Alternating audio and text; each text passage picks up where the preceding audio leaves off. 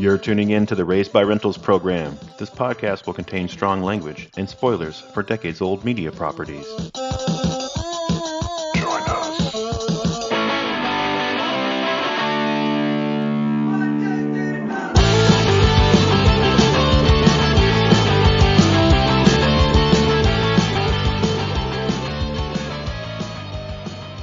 Welcome, everybody. This is the podcast where we examine pop culture franchises of the VHS era and improv new stories ad-libbed for her pleasure to imagine how we might improve our favorite movies, TV, and games. I'm Josh. I'm Mike. And we were raised by rentals. Mike, the unstoppable spoopy season haunted hate ride continues. I just gotta say, I was not expecting the ad-lib for her pleasure. That got me. I've been waiting to use that one. I came up with it a while ago, and I'm like, I gotta save it for the right time. That was good.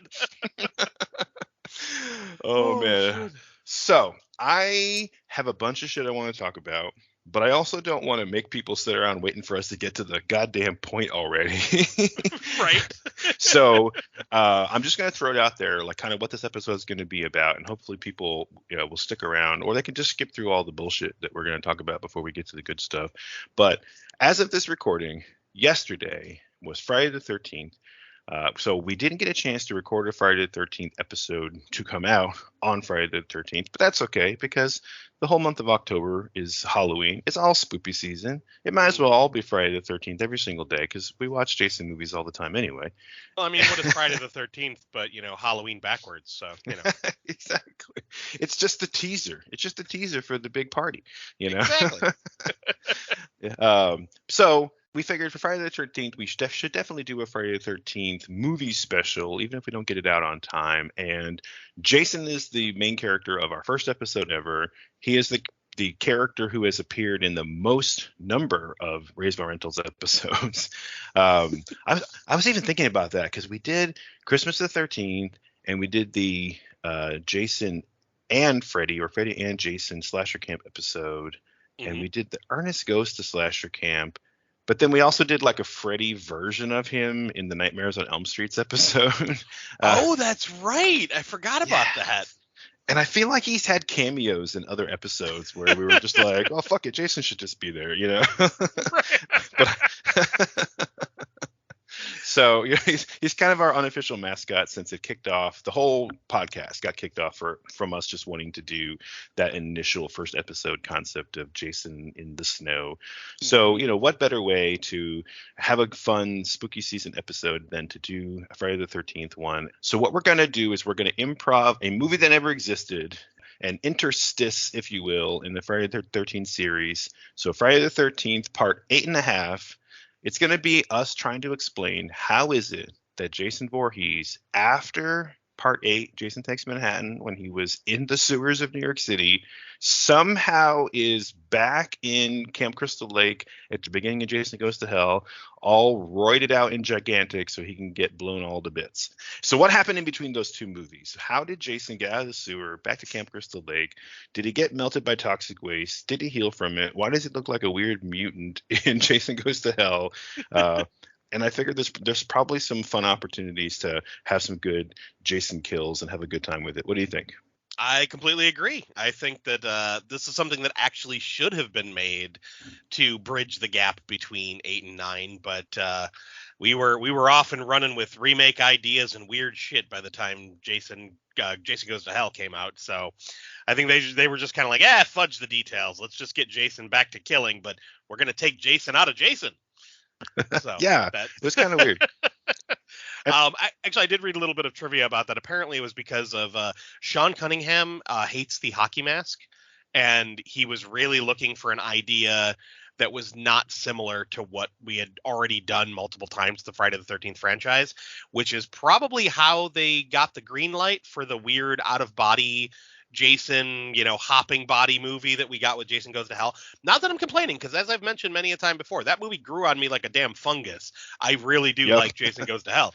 But at the time, I definitely would have preferred a much more Jason-centric, traditional, Friday the 13th romp. But, I'm glad with what we have, but now we get the chance to bring it back to its roots. Yeah, I think so. And first of all, if you hate the hockey mask, I mean, fuck that guy. That's stupid. Right? uh, I was surprised when I read that Cunningham hated it. I'm like, I mean, I guess it makes sense because it's like, he was just a producer by the time that came around. He was no longer directing the films, but it's like, I guess if you're sitting there watching your baby go in a direction that you didn't mean for it to go, and it can be kind of frustrating, but still, you can't argue with progress. Like, they've made a yeah, lot of money. yeah. I mean, I guess that's true, right? He invented a movie franchise that went in a completely different direction. It became iconic, but not the thing that he made. Right, It's exactly. like this whole other version of it, and I can definitely see how that could be frustrating. I won't repeat the whole story because I heard it on another podcast, but I recently was listening to some comic book like gossip trivia, scandal type stuff, and there was one creator who had completely blacklisted another creator from ever being able to work on characters that he owned royalty rights to. And Mm. there was this one creator who was recently in the comic book news who was supposed to do like a relaunch of said property, and he had written a whole bunch of scripts and done some redesigns of the costumes, and then the guy that had the royalty rights and the characters was like, nope, fuck that guy, because he didn't want anyone redesigning his characters. And apparently they had some old beef from like years ago where the new guy kept coming in and saying, oh yeah, those old costumes are okay, but look at my new sleek versions of them. And so the original creator was like, nope, you're never touching my shit ever again. You can't play with my toys. Yes. But it's like in comic books, like especially superhero comic books, people get costumes redesigned and tweaked and streamlined almost constantly. Even Oh, yeah. Superman and Batman don't wear like their original costumes. No, it's always a variation of it. Yeah, I think it's perfectly normal to just do your own take on it. You Hmm. make, and that happened with Jason as well. You look at all the Jason movies, and he always looks different in every single one. Oh, Um, absolutely. Including his face. yeah, Like his face changes from movie to movie. I, I think the biggest difference was between part two and part three, where he goes from being like a long-haired, like red-headed mountain man to like a bald weirdo. you know. But the movies take place like back to back, so it's like it happens like overnight, right? Because Right. two, 3, and 4 are basically like back to back to back. Apparently, there's some funky waste in the camp in Crystal Lake's waters. Right, exactly. But so yeah, so I think there's some fun opportunity for us to kind of imagine our own Friday the 13th movie, another installment in this franchise. But instead of at the end where we do our own sequel, we're gonna back it up and squeeze it in between the two from the end of the 80s and the beginning of the 90s. But before we get there, I have to take a few minutes to provide some commentary. And Mike, I didn't tell you about this before we started recording, but I was listening to the recent Tales from the Dark Side, the movie episode from your other podcast, The Boogeyman's Closet, and you had Sam and Don come on and guest on that movie. Now, I got some stuff to say. Okay. So since I got my own goddamn podcast, I'm going to take a minute here and talk about it a little bit. So, first of all, here's what I got to say: is I'm really fucking pissed at Sam and Dawn because, god damn it, I'm jealous. I wanted to do that episode. I Well, did. shit, I didn't know. I know. I didn't call it because we were already going to do the Jason X Friday the 13th special, which I got to do, which was a ton of fun and also came out recently. But I did vote for Tales from the Dark Side. I commented on one of the social media platforms like, fuck yeah, it's got to be Dark Side or something along those lines because I love that goddamn movie. Oh And yeah. I, very much like Sam and Don, I also used to watch it over and over and over and over again when I was a kid. And as Sam and Don were both sharing their experiences of falling in love with Tales from the Dark Side, the movie, as kids, I'm listening to it like, well, I had a boy crush on Christian Slater too.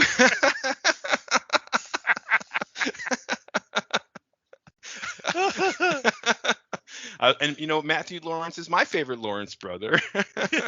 Well, of course. And you mentioned Pulse, and I was like, God damn it! I don't think Mike knows how much I love Pulse. I don't think you know that that's one of my Oh, favorite '80s horror movies ever. To the I did point not where, know that. if you remember when I was in that metal band, Short of Breath, way back in the day, we had that Oh, song called "The Voice in the Wire," which is about yes, fucking Pulse. It's about that movie.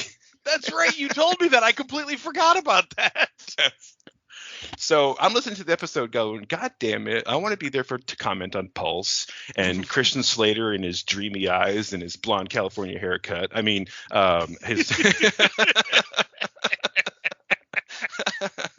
So, and yeah, I also learned everything I know about mummies from Lot 249. Right? Yeah. And I'm with Sam on this one that Lover's Vow is the best short film in that movie. I absolutely love that awesome fucking gargoyle story.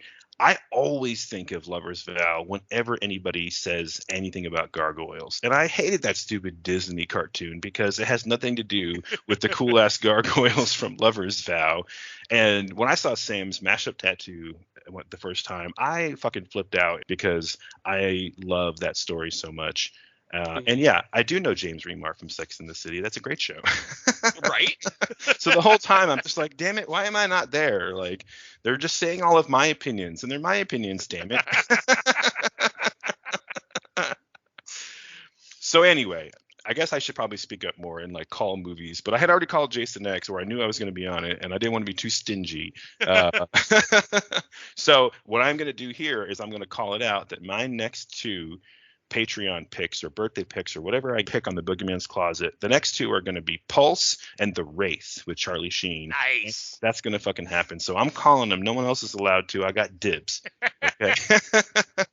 Sounds good. Actually, it's funny you mentioned Pulse because after seeing it, in the credits list with Matthew Lawrence, I had completely forgotten about that movie. Like I knew about it obviously, but it wasn't on my radar. And now I've been like, I really want to go back and rewatch it because I haven't seen it since I was a kid. So yeah, I've been thinking a lot about it lately. I'm gonna maybe on my day off this week I'll track it down and see if I can find it on streaming and give it a watch because it's been many years. I'm pretty sure it's the Cobra Terror Dome that also makes an appearance in that movie. Oh my God, I think you're right. Yeah, because I remember as a kid being super jealous that Joey Lawrence, I think, is the main character, and the Matthew Lawrence was like his neighbor. And I remember being super jealous as a kid because I was like, man, that fucking neighbor has got like everything. I don't know if he had the aircraft carrier, but he had like all the fucking G.I. Joes. And I remember watching that movie going like, God damn, what do his parents do for a living?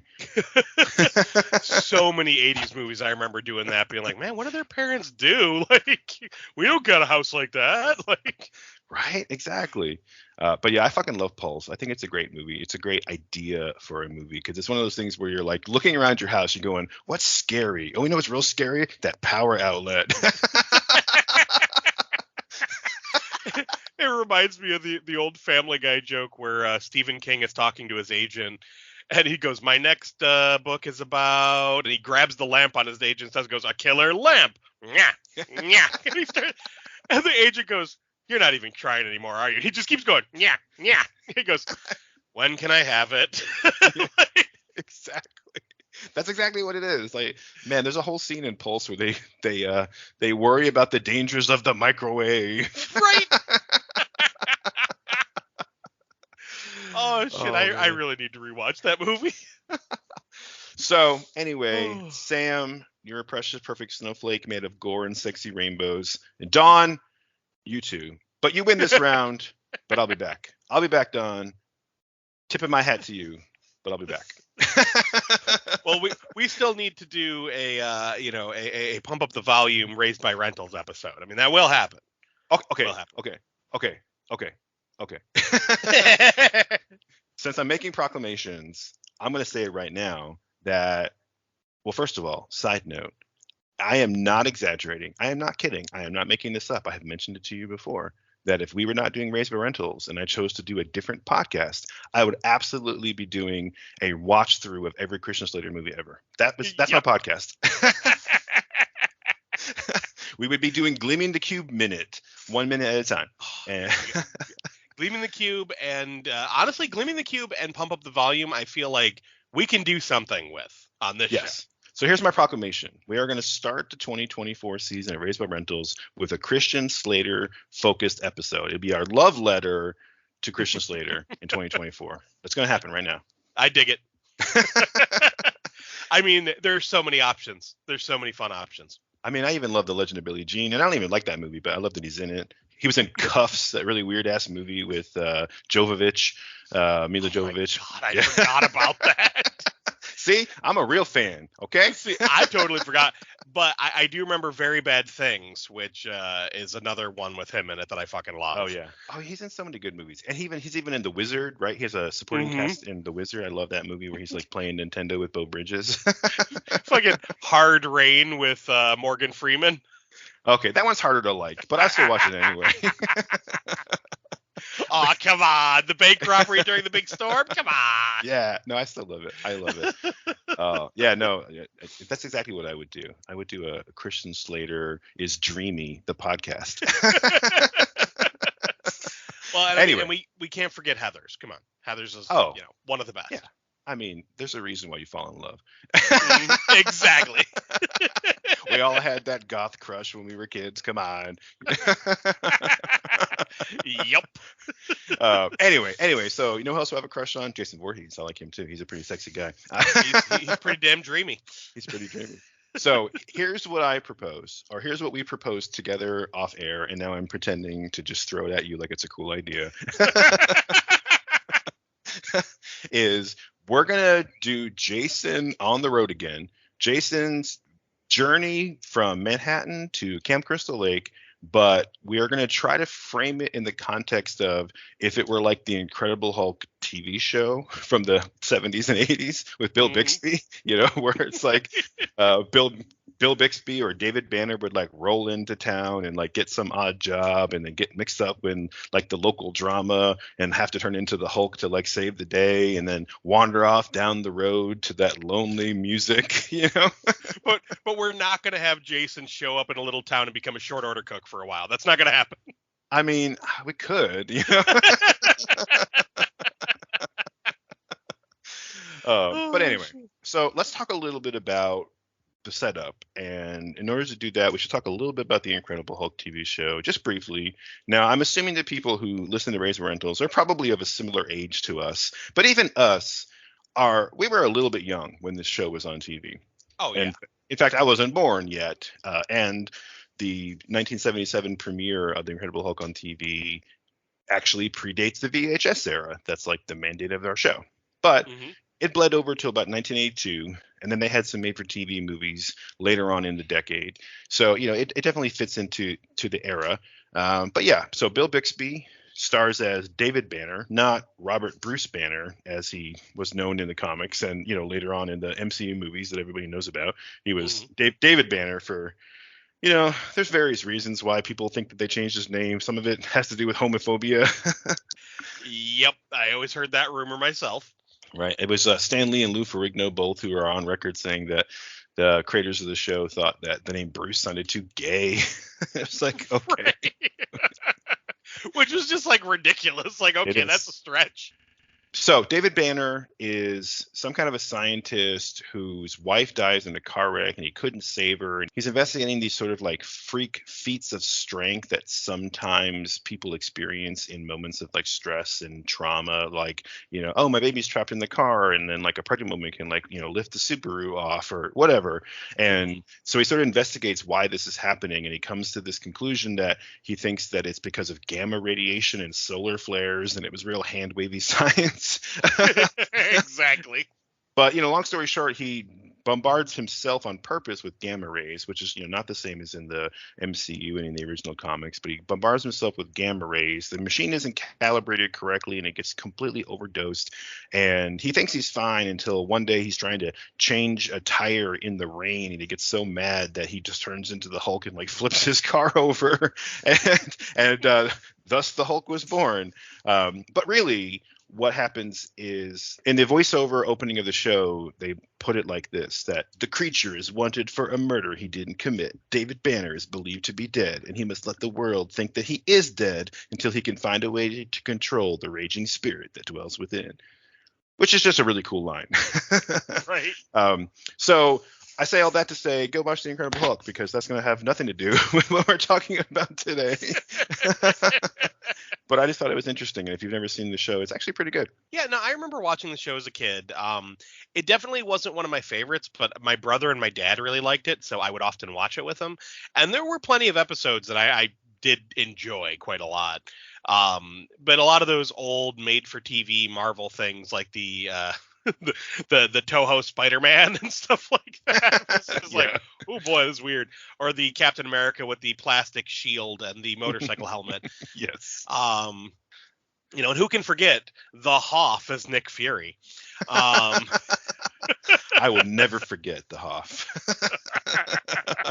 Well, and that reminds me too that in the original show, part of the reason why they changed so many of the details from the comics, from the character's name to the origin story, the fact that none of the supporting cast in the comics shows up in the show ever. No Rick Jones, no Betty Ross, no Thunderbolt Ross, no Talbot, nobody ever shows up, because the guys who originally created and produced the show hated comic books and they thought they were like stupid for kids. But then by the end of the run of the show, they were doing these made for TV spin-offs, and two of them famously had the first TV appearances of Thor, Daredevil, and Kingpin. And I think it might have been the Hulk Returns or the Incredible Hulk Returns that I saw first, which is the one where Eric Allen Kramer plays Thor. And I looked that up today because I'm like, oh, that's the guy who plays Little John in Robin Hood Men in Tights. Yep. The guy was really fun. One of those random pieces of movie trivia. Hey, man, Robin Hood Men in Tights is like an underrated gem. That movie's fucking hilarious. Oh, I fucking love that movie. You know how many times I saw that in the theater as a kid? Like that summer, my God, I just kept walking down to the Four Seasons and watching different movies, and it was almost always Robin Hood Men in Tights. I'd buy a ticket for Rookie of the Year and I'd walk into Robin Hood Men in Tights. And what a weird coincidence that we've now mentioned Robin Hood Men in Tights in 2 episodes in a row. This is true. And then while I was on that track, just like looking up random trivia about the Incredible Hulk, I was like, well, I do also remember seeing the one with Daredevil. I didn't remember the Kingpin being in it, but Daredevil's hard to forget. And I was like, oh, who played those guys? And Kingpin, who I'd have no memory of from the show, but I'm like, oh, that's cool. He was played by John Rhys Davis, who is, was it Sala from Indiana Jones and Gimli in The Lord of the Rings. But then the guy who plays Daredevil is Rex Smith, who I loved because my brother and I were both obsessed with, in the 80s, they had this like series of TV shows where it was like, we're going to have a helicopter, but it's awesome. And it's called Airwolf. Or there's going to be a motorcycle, but it's awesome. And it's called Street Hawk. And yeah, the guy who played Daredevil was Street Hawk. It was basically like Knight Rider on a motorcycle. Yep. I tell you, I did love Airwolf when I was a kid. Yeah, I loved all those shows. Street Hawk, Airwolf, Knight Rider. Like I was in for that trend. They should have done like a big rig of justice. Oh, that would have been awesome. I'm honestly surprised that shit really hasn't been remade in movie form. I mean, I know that they did a Knight Rider remake TV show and it got shit canned really quick, but I'm surprised that hasn't come out as a film. Like many old TV shows, get turned into movies later on. Yeah, all the reboots. And they tried to do something with that like Viper TV show from the early 2000s, but I don't think anyone gave a shit about that. Oh, I forgot about that altogether. Yeah, but you're right. There should totally be like a Street Hawk reboot or an Airwolf reboot. Like that would be fucking cool, especially since everyone fucking loves those Fast and Furious movies. Like, right? Car races and superheroes going together. Like that's just Knight Rider, Mm-hmm. But anyway, just some fun trivia about the Incredible Hulk because I just pictured Kit talking about it's all for family, and I can't stop laughing. It would be fucking voiced by dude from why can't I think of his damn name? Vin Diesel. Vin Diesel, yeah. Kit would be voiced by Vin Diesel and talk about how it's all for family. Oh God. My God. Okay. But it should be like real high pitched and like computery sounding, But dude, people would eat that shit up. That shit would run for 7 seasons if they did that. Vin Diesel as Kit. Okay, we might have an episode here. Yeah, we might have to do that. We should do like a team up. It should be like a super team of the Street Hawk, Airwolf, and Knight Rider. And it's like what's that old cartoon, the Centurions, where it was like yeah. The land, air, and sea. Oh God, I know exactly. See, this is the episode of like the deepest cuts. Now I want that with all of them being voiced by Vin Diesel. Just every character in the show, even like the girlfriends, are just all voiced by Vin Diesel. God, I want that. I want that to happen. Holy shit. God. Okay, we might have to do that. Oh God, that'd be amazing. Oh, and then it should just be just clips of Vin Diesel saying stuff, but like from other movies because they can't afford to hire him to do like original voice acting. One of them just says, "I am Groot" for some reason. Yes, like who the fuck is Groot? Yeah. Oh man. Okay. Whew, that was fun. Someone with some editing chops, get on that. Exactly. I want to go on YouTube and find it right now. Just. Oh damn, man, that's too funny. So, but like I said, none of that really matters for our purposes because I just kind of wanted to do the vibe of like, walking across America, and I thought it'd be kind of fun to kind of like, put Jason into some experiences or into some situations where he's just going to get into hijinks because he walks into some like little town where there's like some local drama with like the crooked mayor or whatever, Oh God. Shit. So we didn't discuss it ahead of time. I have no like ideas for exactly what those experiences are going to be, but here's what I do have. I have a couple of facts, and then I have like the opening scene of the movie. That's what I got so far. Okay. So I think we pieced that together, knowing that we got to end up at Camp Crystal Lake. Jason is home, and we could even go so far as to fit the continuity together with Jason Goes to Hell, and let's maybe keep in mind. How does he get that outfit that he was wearing at the beginning of Jason Goes to Hell? Mm-hmm. And where does he get that like metal mask? And why is it all like chopped up and like fucked up looking? Maybe we could figure that out. I don't know. Okay. Facts and figures. So Friday the 13th, Part 8, Jason Takes Manhattan, came out in 1989. Jason Goes to Hell came out in 1993. So we have this period of 1990 to 92. So that's our time period. This is going to be a period piece. I don't know how much that'll matter, but there won't be any cell phones. So there you go. We can have a horror movie because we all know that if you have cell phones, horror movies are over. This is true. Because if you can just call for help while you're hiding somewhere, that's kind of the end of that, Mm-hmm. So it's 1990, 1991-ish. And the last time that we saw Jason at the end of Jason Takes Manhattan, he was being deluged with toxic waste, which we all know. Everybody knows, it's common knowledge that the sewers of New York City are completely flooded with mutagenetic toxic waste every night. Right? Of course. I mean, at midnight. I mean, everyone knows, get out of the sewers by midnight. Exactly. I mean, that's why there are so many great mutant pop culture stories that take place in New York. I mean, look at the Turtles, right? Look at Toxic Avenger. I mean, they got to come from somewhere, right? Absolutely. It's obvious. I mean, not a day goes by that I don't read about some kid moving to New York City and just standing in the sewers because he wants to turn into a mutated superhero. I mean, It's just a thing, right? To be fair, Toxie was in New Jersey. But, I'm pretty sure the waste came from New York City. So it was being transported from New York City. Yeah, I think anybody from New York and New Jersey would probably agree with you that New York just shits all over New Jersey. Exactly. Oh God. Oh, so Jason gets completely flooded with toxic waste. It destroys the hockey mask he had been wearing. It like melts part of his face. He vomits up sewage. It's so fucking disgusting. And he howls too. Like that's like one of the first times we hear him make a pained noise. Yeah, that's right. He's just like, it's like, oh shit. Yeah, right. So, I'm sure that shit must have been like acid, right? Mm-hmm. So Rennie, the main character from Friday the 13th Part 8, she looks down and she sees like little boy Jason like laying on this little shelf of concrete. And when I was a kid, young and fucking stupid, obviously, I thought, oh my God, the toxic waste mutated Jason back into a normal kid. Holy shit.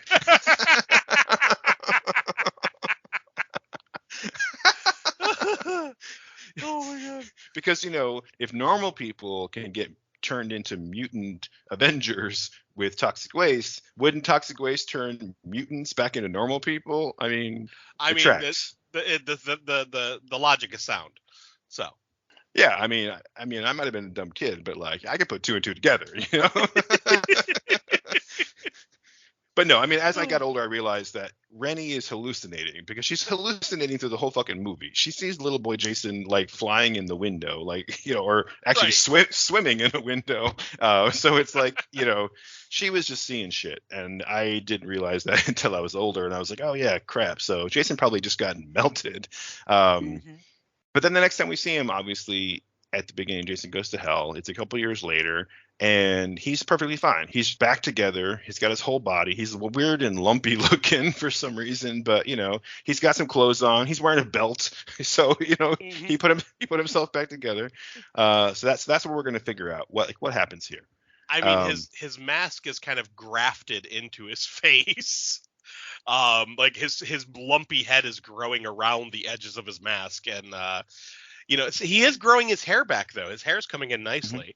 Yes. And he is definitely wearing a different jumpsuit that's riddled with holes before he gets shot. So Well, he's a clumsy guy. We all know he's a clumsy guy. yeah, so um, there's definitely some things that have happened to him along the way. Oh So yeah, for sure. I don't think that FBI agent who tricked him into coming outside to kill her was the first person who had ventured into those woods in the few years that he had been back there, right? exactly. Um, so here's my thing, or here's what I propose. We figure out what happened from the sewer to Crystal Lake, and I think that we open the movie with something along the lines of like, the camera pans into like a rainy night in Manhattan, and it could be the same night, it could be later, it doesn't really matter. We pan into these giant tunnels or tubes that are like just dumping the sewage like into the river, Hmm. so they're just dumping all this raw sewage and toxic waste and shit from New York into the Hudson River, as you do, right? Because that's what happens. That's how sewage works, right? Oh, 'Cause absolutely. you see that in movies all the time where it's like you fall into the sewer and somehow you just end up in a river, Yep, it just washes out somewhere. Yeah. So we see this as just like, shitty brown water spitting out of these pipes, dumping into the Hudson River. And people who live in Manhattan are like, yeah, that tracks. Because if you've ever seen the Hudson River, it like glistens like there's like an oil slick on top. um, and then like this lump comes out of the pipe. And we get to see Jason or see something like fall into the river and kind of, float over to the nearest shore and wash up on the rocks, and we zoom in and it's like just this like sludgy mess, and then we see maybe we see like a flicker of an eyeball or a flicker of movement. But what I want to get to is I want to see this like melted Emil from RoboCop looking toxic waste goo pile stand up like a swamp monster and like look to the horizon, like I live. Right. And I just think starting the movie with like Jason is like this like the thing from the bog or whatever is like the perfect way to start, because He is a we swamp monster. yeah, he's like a water elemental, right? Hmm. And we know that Jason has a healing factor, but when was that like officially introduced? Was that in Jason X when they first talk Jason, about that? yeah, Jason X is when they first mention it. They do cover a little bit in Jason Goes to Hell where they kind of like show that there's magic involved with the whole Necronomicon and the Voorhees family and all that. Hmm. So they add a bunch to the lore there, but in part 10 is when they finally mention his healing factor, and then they run with it in Jason versus Freddy, Hmm. where Freddy finds Jason in hell and he pretends to be Jason's mother, and he says the whole thing of like, you have a special power, you can't die, you've just been sleeping. And he tells him to wake up, and that's when you see like his heart starts beating again, his lungs fill with air, and he begins to regenerate. Okay. So Okay. he does have a healing factor. Okay, so we could talk about that a little bit too. And so yeah, he should like stand up as this like, dripping pile of a humanoid form, and then like lightning crashes and like lights him up, and then we do this like series of like fast cuts with like, high pitched noise like reet reet reet as we pan directly into his face to his one good eye, and it's like, "Oh, he's pissed. Oh, he's pissed." Yes.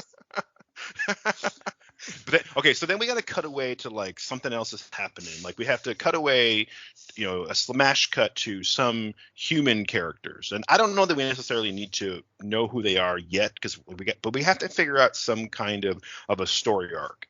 We can't just have a movie where Jason just walks down the highway and beats people up or whatever. Right. Like we have to have some kind of like an arc with humans who encounter him. So maybe we could like meet them, and then like we'll go back to Jason, and then we'll kind of explain how they come together at some point, right? What do you think?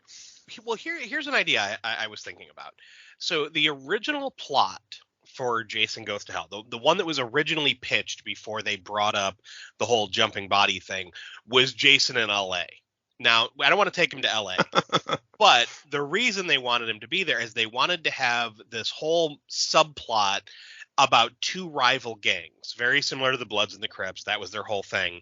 And Jason was going to get embroiled in this fight between them and start murdering both halves. And the gangs have to come together to try to stop Jason. So now what I was thinking is in like a road movie where he's going to be traveling from Manhattan back to New Jersey to Cunningham, New Jersey, where Crystal Lake is. What if there was some kind of thing, whether it be like, we could have like a biker gang or like some kind of like rival group where Jason kind of gets in the middle of it and starts fucking up fools. So we could kind of take elements from the original planned Friday the 13th Part 9, added into this, leading to the current Friday the 13th Part 9. Yeah, no, I think that's awesome. And I think some kind of a biker gang would have fit right into the Incredible Hulk TV show. There would have been some episode, and there might even be one that I'm not familiar with, but some episode where David Banner, walks into some lonely town off the highway like John Rambo, and he just stops at, the bar to, wet his whistle, his dusty throat from the road, and, he, accidentally bumps into some biker who says some shit, and he's just like, oh, you wouldn't like me when I'm angry, and some other bikers, getting in the middle of it. I told you not to come in here anymore, or snake, or whatever, and then the Hulk's gonna get involved in their little biker drama at like the bar in the edge of town, Yep. Yeah, so I think that's perfect. Yeah, so let's cut away to something like that. Like we cut away to some like country bar or someplace where the bikers are gonna hang out, and we're gonna meet. Maybe there's like a biker's girlfriend who's like stuck in the middle of this, she's like the Maria in like the Sharks versus the Jets battle or whatever. Just a character we can kind of sympathize with. What do you think? What if we do something along, because we want to have characters like you said that we can sympathize with, and I like the idea. Obviously, we want a final girl. But what if one side isn't part of the gang? So what if we do like the biker gang instead of like the LA gangs like they originally planned? So what if along the way, like somewhere between New York and New Jersey, we have like it could be something as simple as like a group of people going to go camping, and they have like an RV and something like that. Oh, okay. But they run amok to some kind of gang, very similar to what happened in Part 3, where Shelley accidentally hits the bikers' bikes, and now they have the bikers. So what if it's something along those lines, where like you said, there's a bar, so this group of people, whether it be like a family, that would actually be interesting, is to have it be a full on family, like in an RV, like with a couple kids and whatnot. Like they stop at some little dive bar on the side of on the highway, to wet their whistle and grab a bite to eat, and they end up like running amok across these bikers. Like maybe they, the dad or the husband says something to piss them off, like they're being loud and brash, like maybe with his teenage daughter, and he gets in their face, that causes a conflict, and now the bikers are chasing them.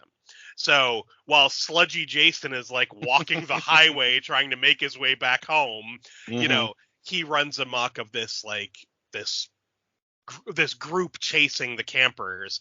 And not that he's like looking to save the campers, but hey, there's fools to kill, so he starts to kill them, and maybe we could even do something like that's where he gets his hockey mask. Maybe one of the bikers is like Lord Humongous from fucking Road Warrior, where he's just rocking a hockey mask and like a Halford harness and chains, Yeah, fuck yeah, dude. No, that's a fucking great, like fucking Road Warriors and shit. No, I think that's a great idea, and especially since his mask is kind of metallic looking in Jason Goes to Hell. Yeah, it would make sense if it was something that would, or maybe somebody had it like, and it was like stitched onto the back of their like battle vest, their biker vest, and it was like part of their name. That it wasn't necessarily a hockey mask, but it's just like it's like they're called the Hell Lords or something like that, and it's just I like that. The Hell Lords, 'cause that fits Jason Goes to Hell next. So. It's perfect. Okay, so I'm gonna suggest we do all of that, but not right here at this smash cut scene, because I want to get back to Jason getting out of the river and on the road, because he's our focus. So before we cut over to all these other characters, let's do that. But let's do the smash cut from Jason and and the lightning and the looking up in the rain and the zoom in on his pissed off eyeball, and we're gonna cut to Hoboken, New Jersey. Okay. So I'm looking at a map right now, and I'm going to talk in a minute about what I think Jason's path would be. But on the other side of the Hudson River from Manhattan there's like Weehawken and Hoboken and other places in New Jersey you probably heard of. So we cut over to one of these. They're kind of these like smaller cities. They're near Newark, but we cut over. It's just Hoboken, which is just kind of like it's a pretty normal, like, American New Jersey town. And we see this family. We'll have to come up with some names for these people. And it's like, mom and a dad and an older sister and a younger brother. And they're loading up the family roadster for the road trip, the camper or whatever it is. And maybe like the mom comes out of the house while the dad's loading up and is like, oh, honey, did you see in the paper, like, there was another murder. That terrible biker gang, the Hell Lords, they're in the paper almost every day this week. And look, the police have blaming another motorist death on them. Like, do you really want to go on this trip this week? We should just wait. And he's just like, oh, I'm not going to be scared off by some punks, whatever. Right. One of these dads who's like, we're on a timetable here, people. Like, we got to hit the road. What if it's something like the family, they're taking one last like camping trip before the daughter goes off to college. So it's like she's college age, and he's like, damn it, this is our last time that we're going to be able to do this. And like they like to, they had used to go camping as a family all the time. So he's like super determined, and that would give him a reason to like ignore the news that there are murderous bikers on the lam. Yeah, exactly. And of course he thinks it's all silly, like, oh, we're just going to go out in the woods, like, what do the bikers want with us when we're out at Camp Nobi Bosco, or whatever.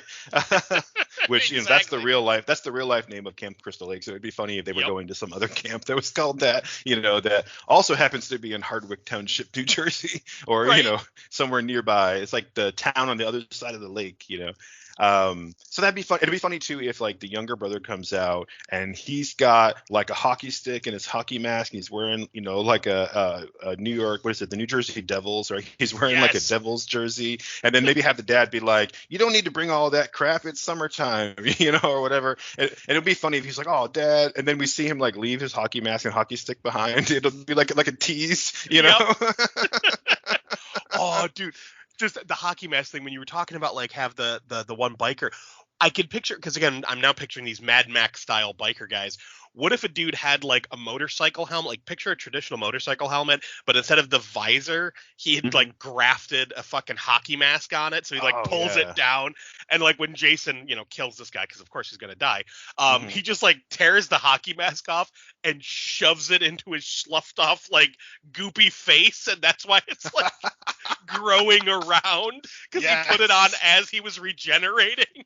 Oh God, yeah, that'd be awesome. Yeah, we gotta save that for like a reveal where like they gotta have this one biker later on. We can't forget to do this later on when it's like we have to have like the showdown where it's like the bikers are just gonna confront Jason. You little fucker, you killed all of our brothers. We're gonna take you down. They all have like whips and chains and crowbars and stuff. And then like they're like maybe one of them's like, we can't take this guy down. Like he killed, Snake and Spider and all of the toughest guys or whatever, and then have like the leader of the biker gang like, oh, he doesn't have to deal with us. He's got to deal with Tiny. And then some like, big, fucking like 7-foot dude like comes out of the bar, and he lifts up his helmet, and it's got this like fucking skull, a thing on the front of it, like you were saying. And it's like, oh shit, now we're going to have like a showdown, because we got, Jason versus this like monster, this this man mountain of a guy. And of course, Jason's going to kill him like Indiana Jones with the swordsman. He's just Oh, going to yeah. kill him super fast. It's got to be.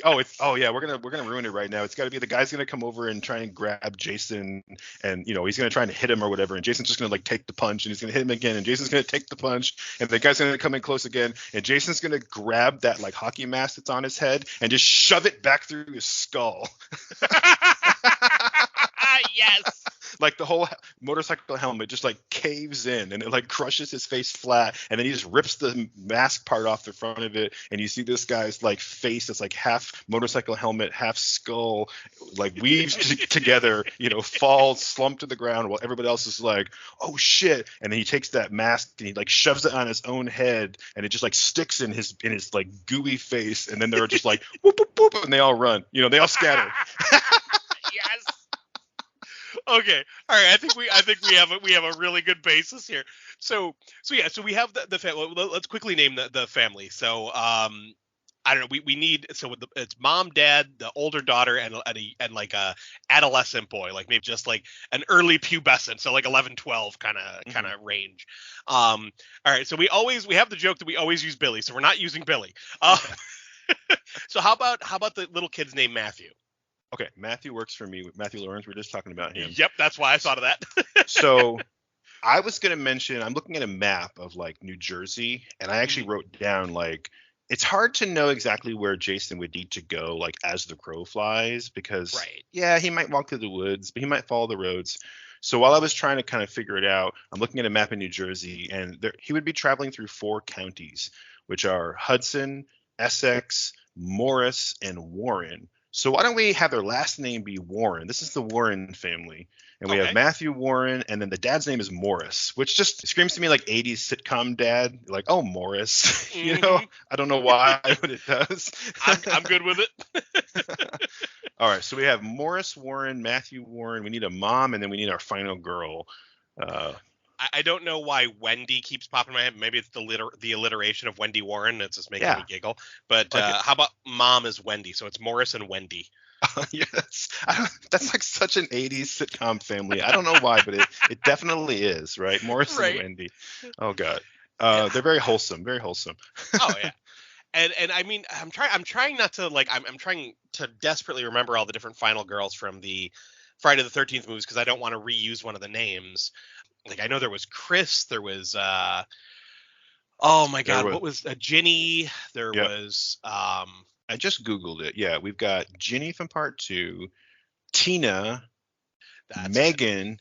Yeah, Tina from 7, Megan from part 6. This list is not in order. We have an Alice. There's always an Alice. You mentioned Chris. Trish from the final chapter, I guess. I don't even remember that one. Looking through here. Ginny, yeah. And of course there was Rennie and Pam. Oh, Pam. Yeah, don't forget Pam from from part 5. Whitney from the remake. I say if we just pick a woman's name that sounds cool, that's kind of unusual, that would work, because these are all kind of normal names, Tina, Chris, Pam, nothing super, out of the ordinary, except for maybe Rennie. You know what? Fuck it. Let's call her Sam. Let's name her after a friend. Let's call her Samantha. So she's Samantha. Yeah. Another episode with a Sam. Okay, we'll go with that. That's fine. Fuck Sam, Sam, you're getting used again. Okay, just so we don't waste too much time on the names. Okay. Yeah. So we got Morris, Wendy, Matthew, and Samantha. She's going off to college. Matthew's like the sports obsessed or hockey obsessed, like younger sibling, and the dad, of course, is like, oh, you don't need all that crap. They're gonna get in the car, and I think it'd be kind of funny if like he's like, oh shit, he's got the hockey mask, but it'd be funny if he like leaves it home. It's like, oh, well, now what?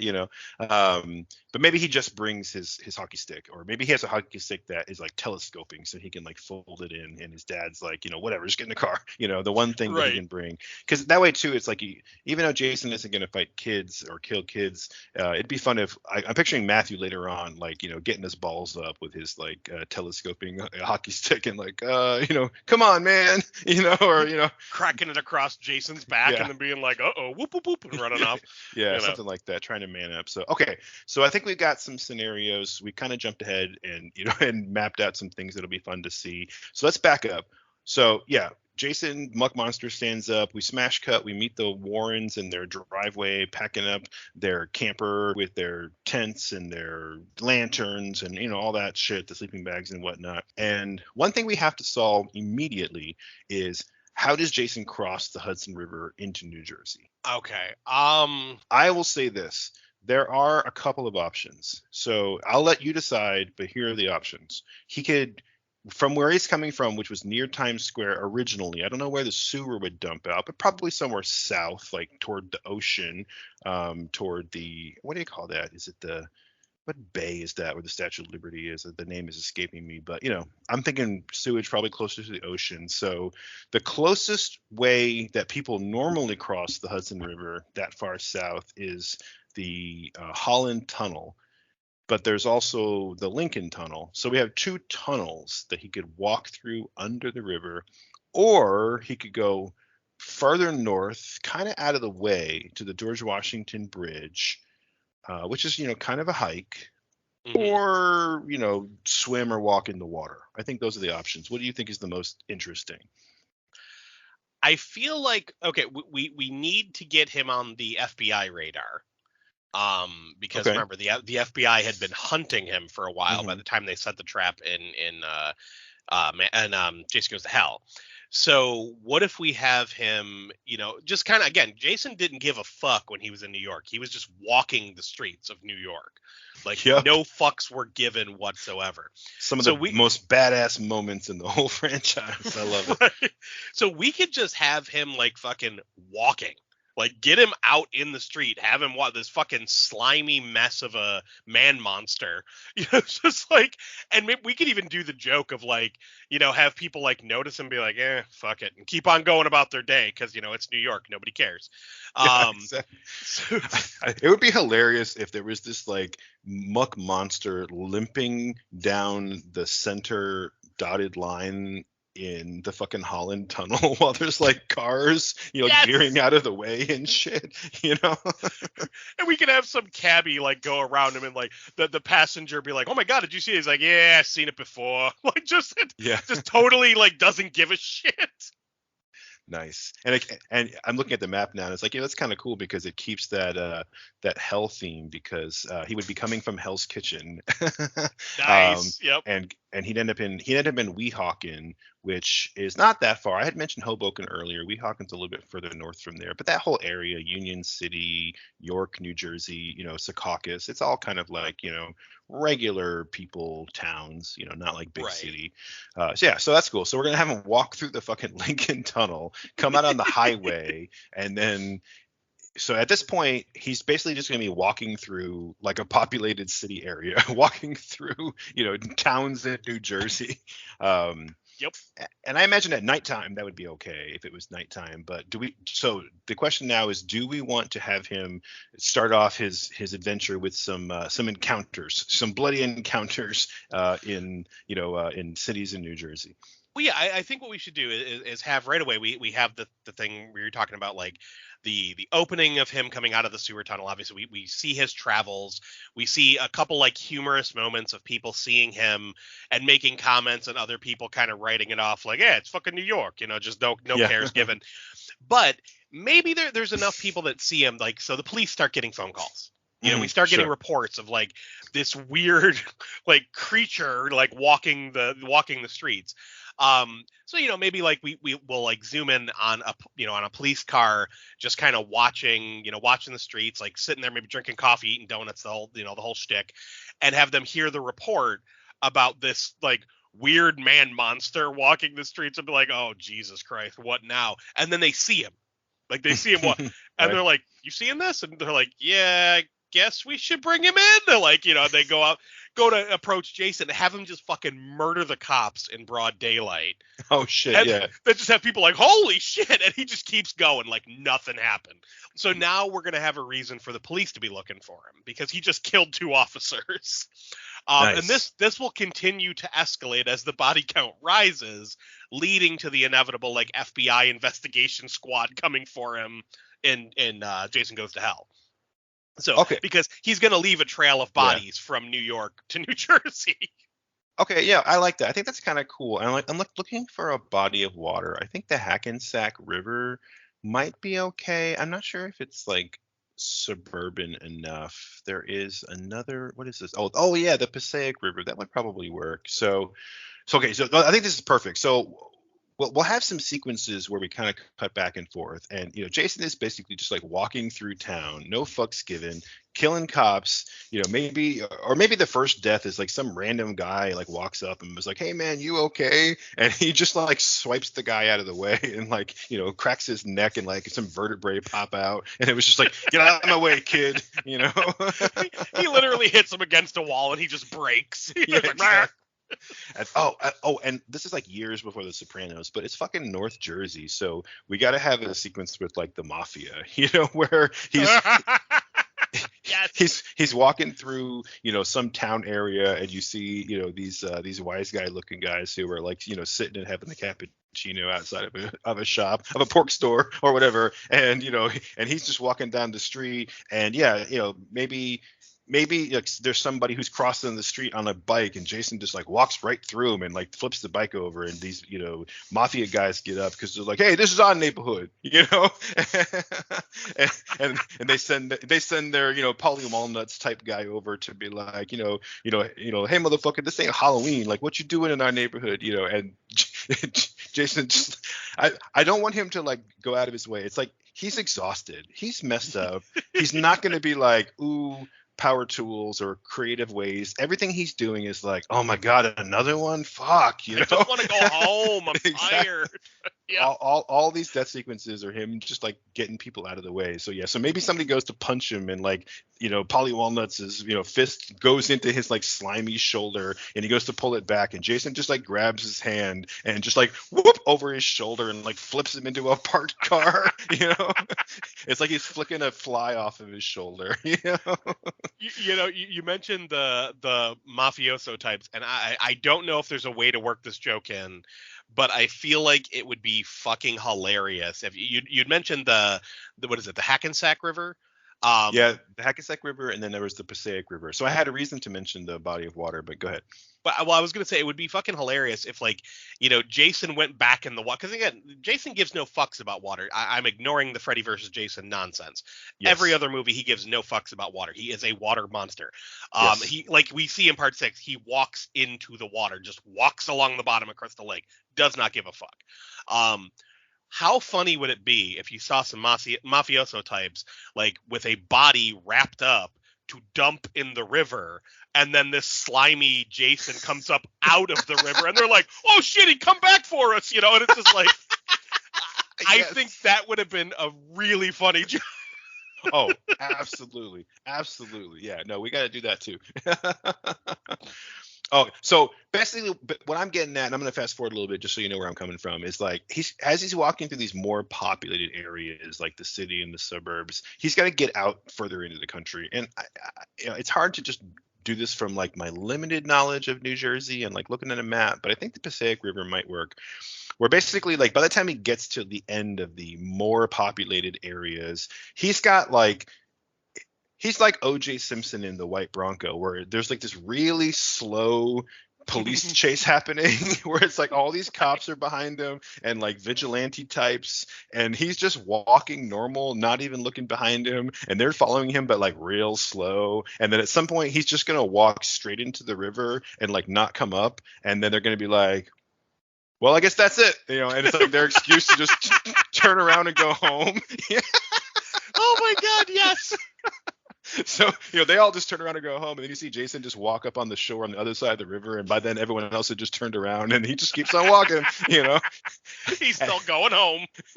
And at this point, once he gets into the more rural area, that now we're going to have him encounter the biker gang. But it's like, so we can cut away to the Warrens like in the car. We can cut away to them getting to the bar and kind of having like an interaction with the bikers. We can have a scene where we get to meet the bikers, and we can detail those a little bit. But I'm just saying, like, so while we're setting this whole thing up during the first third of the movie, Jason's just walking like an exhausted drunk trying to get home until he crosses this river, and now he's gonna have to deal with these bikers who just like, god damn it, they won't leave him alone. And one of the funniest parts about this is this entire time Jason is maskless. So he's gonna have that Oh goopy, yeah. gross ass face. So like, Yeah. he's gonna look like a monster this entire time. Exactly. Yeah, 100%, like a sludge, Yeah, no, this is perfect. It's like all the cops and everybody in New Jersey from the suburbs, they're all going to just use the river crossing as their excuse to just turn around and go home. Like, oh, that's it. It's like, well, our job is done. Let's go get coffee. Yeah. But Exactly. but yeah, so like so we're gonna cut away from Jason. Like maybe once he crosses the river, we cut away from Jason to the Warrens. They're on their travels, like making their way to the campsite. But they're going along the highway, and maybe it's like one of those things where they're looking for a place to stop and eat. They see this little like one of those like old style, like I'm picturing like the wooden saloon looking places. Totally. Um, that has like it has food and beer and all that, so they stop to grab a bite to eat. They're sitting there at a table, they're all eating some sandwiches or whatever, drinking, dad's drinking his beer, all that. And now we have the bikers show up, so have them Hmm. like stop. Maybe it's one of those things where they stop and start taking what they want. So they hop over Yeah. the bar, they start taking some beer. Like the bartender just kind of backs up because maybe he's dealt with these guys before. It's like, fuck it, take what you want, just leave me alone. And of course they start making comments about Hmm. about Sam. They start making comments about the eldest daughter. So of course this is where Morris is going to get his balls up and get pissed Yep. and be like, how dare you talk about my daughter that way. And I'm picturing like the guy with the woolly mustache, the glasses, and like the yellow polo. Oh Like yeah. that's the guy I'm picturing here. Oh yeah. Oh, who is that actor? Oh, hang on. I gotta look this up. Who's the actor? He's in License to Drive. Oh shit. I gotta look him up Oh real quick. shit. You know who I'm talking about. Hang Yes, on. yes. Richard Mazer? Because Yeah, Richard yeah. Mazer, he was in the Thing. Yeah, it's him. Yeah, Yes. Richard Mazer. Yep. Yeah, you're right. He was in The Thing. You're exactly right. He's in Risky Business. He's in My Yep. Girl. Yeah, he's in a bunch of shit. I always picture him as the guy from Corey Haim's dad from License to Drive. Yeah, like that's what I'm picturing. Yeah. Yes, that is absolutely perfect. So it's like, yeah, like maybe like the maybe Sam's coming back from the bathroom and like Mhm. one of the bikers like puts his arm in front of her, like blocking her from going anywhere, starts making some dirty comments about her, and have Morris be like, oh, what would you can't talk about my daughter like that, and get up and get all pissed off. And then maybe the one of the bikers fucking swings on him, like Oh hits yeah. him, so it's like, holy shit. So now they're the family's freaking out, they don't know what to do. The bikers are getting loud and annoyed. Maybe now I don't know if we want to have like, if we want to have the family run, or if we want to have like maybe maybe dad gets a good shot in on one of them and they take the fuck off, causing the bikers to chase them. Or if we want to have something happen like have Jason enter at this moment. So I think it would be more fun to have the family on the run from the bikers before they come across Jason. What do you think? Yeah, I think so. I want to keep the storylines kind of separate, and then we'll bring them to a head. I think when we bring the stories together, you know, we've kind of seen Jason do a lot. I think after he goes to the river and the cops go home, we can kind of take him off the board until he's ready to show up. It might even be fun if it's just out of fucking nowhere, like Yeah. where'd he come from? So in the meantime, we're gonna see the drama of the Warrens and the bikers, the Hell Lords. Hmm. Yeah. So I don't want to do the typical thing where it's like, oops, I knocked over the motorcycles, because God, Oh that's no. such a terrible trope. And they already did it to your point in part three. But Hmm. something similar where, yeah, maybe they go into this, bar, or it's a gas station, maybe two. They have like one little pump and they're trying to like, get some sandwiches for the road or whatever. Right. And yeah, they have a little interaction, yeah, with the dad. He tries to ball up and take a swing at the leader. I kept saying Snake before, but let's call him Snake. Yeah. He's gonna ball up and take a swing at Snake, and maybe he does. Maybe he like lands a punch, and Snake is just like, motherfucker, I didn't think you would do it. Right. But then he was like, yeah, respect, man, respect. I got respect for you. And then of course, Morris is like, yeah, that's right. Sometimes you just gotta like show people you're not gonna be pushed around. And he's like, Snake's like, yeah, you're exactly right, but I'm still gonna kick your ass. And he pulls a switchblade out or something, and and, and then maybe Wendy jumps in and is just like, oh, you terrible man, leave him alone. And she's trying to pull Morris away while Snake is just like, you ain't gonna save him, lady. And all the other bikers, they all screech their chairs back and get up, and they're gonna kind of circle around. Maybe at this point, instead of doing something like knocking the bikes over, maybe we see, Matthew, he just swings and smashes like the mirror behind the bar or the window, the glass, something. He's just like, hey asshole, he's getting their attention, and it's like their bar, so they're like, what the fuck, you little punk, it's like their clubhouse or whatever. And that's part of why they didn't want like strangers coming in. But it was just enough for Samantha to grab Morris and Wendy and like pull them out the door, like let's like make it, we got to run for it. And they go and they jump in the car, and if freaking Matthew's just running around with his telescoping hockey stick and just smashing the windows and smashing beer bottles and like spraying glass around, like a diversion. And then he's gonna be like, oh shit, and hightail it into the. But it's just enough where it's like we see kind of how tough he is, and it gives the other family members a chance to get in the camper. They're gonna fire up the engine and peel away, and then Matthew's gonna run and like hop in while the other bikers are coming out, trying to get their bikes started, but just enough so that they can hit the road before here comes the bike gang. Yes, I agree. Okay, that works. That works totally perfectly. So yeah, so we have that entire scenario play out where the family like fights back against the bikers, and they get in the camper and take off. This is almost reminding me of do you remember that comic book by Rob Zombie, The Nail? Oh yeah, that was a pretty good one. Yeah, with the satanic bikers chasing the wrestler. That's right. Who did the artwork on that one? That wasn't. It wasn't Richard Corbin. No, Richard Corbin did the Sasquatch one. The Bigfoot. He did the Bigfoot. That was so good. With J Photos. I don't know that guy. I remember really liking the artwork though. Yeah, I don't recognize the name, but yeah, it was. I remember reading it and thinking it wasn't like the greatest story, but it was really nice looking. I remember being really bummed out that it didn't get turned into the movie that he was planning, because originally the comic was called The Nail, but then he was going to do a movie called Tyrannosaurus Rex, and the wrestler was going to be known as T-Rex. Cool. And it was basically the same idea of like these satanic bikers were looking for a sacrifice, and they come across this wrestler and his girlfriend and like their best friend. And it's basically this old retired wrestler and his friends versus a cadre of satanic bikers. So it's like, that's fucking awesome. Nice. Yeah, that sounds perfect. Yeah, so now we have the Warrens trying to hightail it down the highway in a camper van, which if you've ever driven a camper van, you know that that's hard to do. It's hard to hightail it. I have a camper trailer, and I live in Texas, which means that when we get out on the interstates, the speed limit is like 75 to 80 miles an hour. I know you live in New York where it's mostly 55, which when I come back to visit, I'm just like, fuck, I feel like I'm crawling down the road.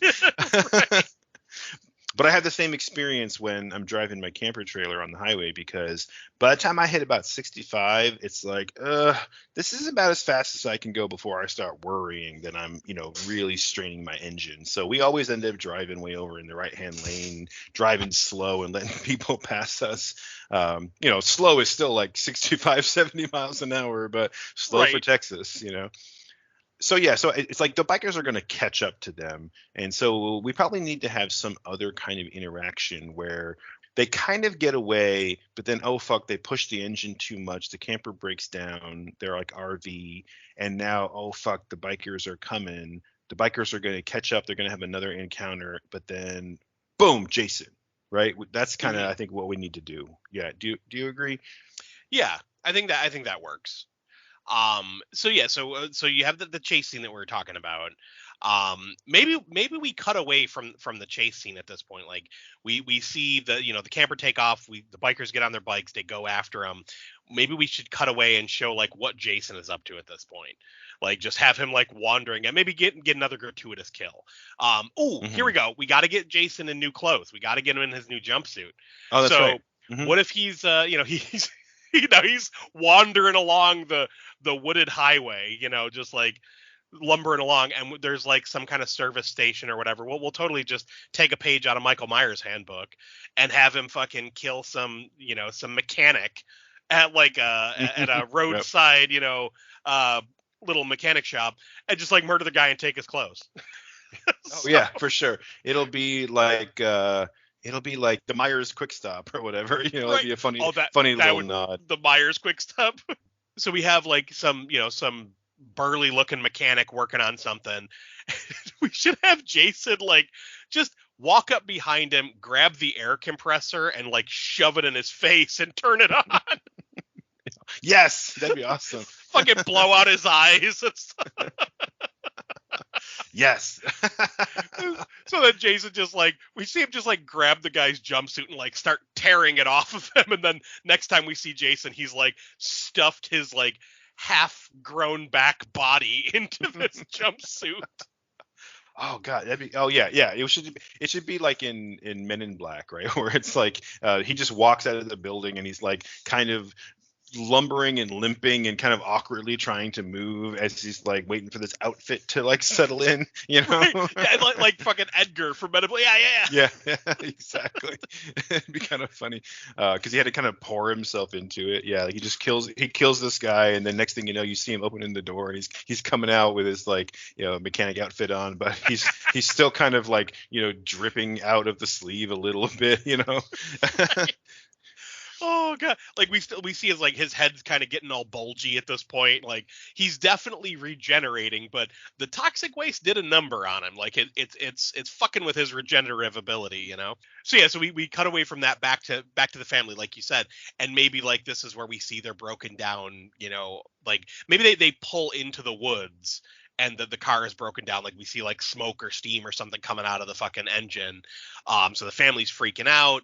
They need to get help, but they don't know what to do. Like they don't want to travel on foot. So we can show that there's now a level of danger for this family. Like what do? They're in the woods. There's crazy fucking bikers that want to kill them, and they don't even know about the melty Jason that's coming their way. Yes. So we have we should have a thing where it's like they're in the woods, they're trying to figure out like where do we go from here, and maybe we see the bikers pass by, like so they know they're near, like the family knows the bikers are near, so we have this whole tension of like how do we get to help, like we got to get to a phone, like no one has a cell phone at this point, so we got to get to a phone to call for help or to like flag down another motorist, but we know the bikers are nearby, so we don't want to give away our position. Oh, that's yeah, kind of what I'm thinking. Yeah, that's perfect. It should be that they've pulled the RV not just off the road, but like they pulled it down like a dirt service road, like into the woods, and that's how they're kind of hiding when they actually see the biker gang come by, and then.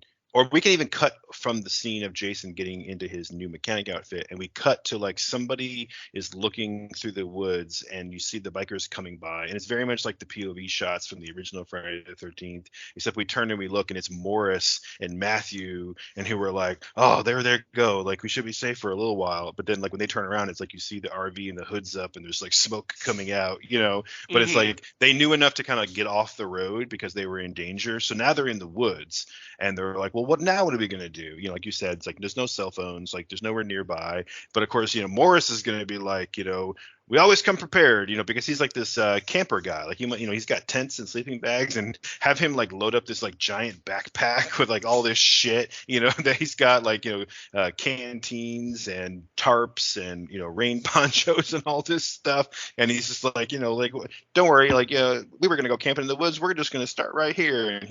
And he's got this optimistic viewpoint of like I'm just gonna hike into the woods and like that's like it's okay, like we'll find help, it's not like we're in the middle of nowhere. This is New Jersey, we'll just go in this direction through the woods until we find a house and we'll call for help, and right. Of course the rest of the family is like, oh, Morris, But this is good because it'll give us a chance to just have them tromp off through the woods, and we can maybe have some a little bit of comedy. We can maybe cut back to them later, but now we cut back to the biker gang and we have them stop at like another place. And now it's like before they were at this little gas station that had like a little bar. Now they stop at this place where it's like a full-on roadhouse, and the rest of their crew is there. They pull in and they go inside, and it's like maybe when we say biker gang, maybe there's like 5 or 6 of them. Snake and his like best lady and a couple of lieutenants, and but Snake and Mud Flap from Bob's Burgers. There you go. And they go into this like roadhouse, and of course they walk in. A snake's gonna walk in and walk up to like the toughest, meanest looking guy there, and be like, "Hey, Pinky, there was this family. Did they come? Did you see him come through here in this camper?" And oh no, I ain't seen nothing. And blah blah blah. And it's like, round up the boys. Like we got to go find these guys. Like they smashed up like the filling station down the road, and we can't let these city punks get away with it. Something like that. Right. So to kind of like get the rest of the gang together, they're gonna go outside and like go to get on their bikes, and now here comes Jason down the road, and I think this is a good place to kind of like let this converge. So maybe we can just have we can have Jason just like he's just trying to walk down the street, and these guys are like, what the fuck is this Halloween show, or whatever. Or maybe he's just walking, minding his own business, and they go to get on their bikes and they're revving up and like, yeah, let's get him, vroom vroom vroom, like woohoo, here we go. And they go to peel out, and one of them just peels out like right in front of Jason, and he just fucking keeps on walking and just like pushes the guy biking all out of the way. And now they're like, what the fuck? I got an idea. Okay, so I like where you're going with this. So we have the 5 bikers that were originally at the little fill-in station or whatever, like where they go and frequently hang out, where they meet the Warrens. We have that whole thing happen, right? So the 5 bikers chase after him, they lose him. They go to like you said, like the other hangout where like the rest of the gang is. But what if like that place, like that, wherever they're hanging out, like it's a pretty like rowdy bar or something like that, like it's a well populated area, like we see a bunch of cars and trucks, like maybe there's like some truck, like it's like a truck stop almost, like we see truckers in the parking lot. So we cut back to the Warrens. Dad Morris is going off. He's got his backpack. He's like, if I have to stay the night in the woods, like I have a tent, I'm set. He has a machete. Okay, that's his one weapon he has. Yeah, he has a machete. Fuck yeah. So now he makes his way through the woods, and it's like coming up on dusk. Like it's pretty late at night at this point. Makes his way through the woods, and he comes out on the other side, and we see across the highway, we see this truck stop, like with all these guys, like finally, I can get some help. He goes there and runs into the fucking bikers. So now it's like, he's like, he's got his machete. He's like, back off. He's backing out into the parking lot. All these bikers are coming out. They're kind of surrounding him. And then we do hear I know it's a trope, but we hear the clang, and they turn, and there's Jason just like pushing his way through the motorcycles. Like, fuck this, fuck that, out of my way. And they're like, who the fuck is this clown? And like have one guy like go like, hey motherfucker, you've wandered into the wrong neighborhood or something like that. Come up to him, go to put his hand on Jason, and Jason just grabs his arm and breaks it off. So it's not like, shit, yeah. It isn't just like a handbrake. He literally takes his entire arm off. Guys screaming, blood shooting out of the stub. He's like, what the fuck? So all the bikers start like hitting him with chains and all that. And Jason, like, he goes down, like having beaten him down, he goes down, and then it's like, yeah, I thought so. You're not so tough now. And he just stands up, cracks his gooey neck, and like grabs the next guy, breaks his face, like just rips it off, that kind of thing. And one by one, though, I want to have them like him systematically taking out bikers. But then like Morris, like he gets up to Morris, and Morris like hacks him in the neck with the machete, and it gets stuck. But he buys them enough time for the bikers to escape too. So this way we could have the fucking Hell Lords and the Warrens teaming up to try to fight Jason.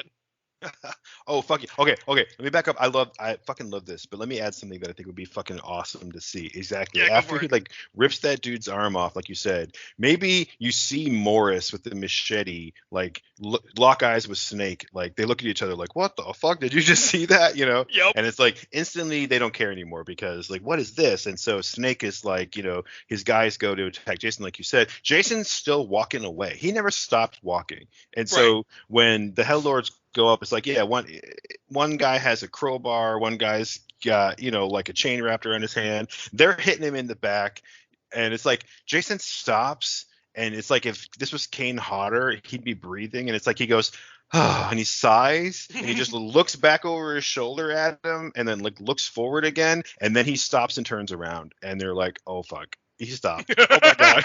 Yeah. Like, oh shit. Yeah, exactly. And then like the guy with the chain says to the guy with the crowbar, he's like, you get him, man, you get him. And Crowbar's like, no man, you get him, man, you get him. And the Snake is like, you pussies, like, just fucking take him down. And they're like, okay, same time, ready? Same time. On the count of 3. Wait, is it on 3 or after 3? No, man, just fucking at the same time. Ready? Here we go. 1, 2, 3. And they go and they get him. And the dude swings the chain. The dude swings the crowbar. Jason grabs both of their weapons and like crosses his arms in front of them and smashes their heads together, and they crack like fucking eggs. Yes. And now Jason's got a crowbar and a chain with, like, there's dudes on the end of him, but that never stopped him before, So now, like, there's dudes on the end of them. I love it.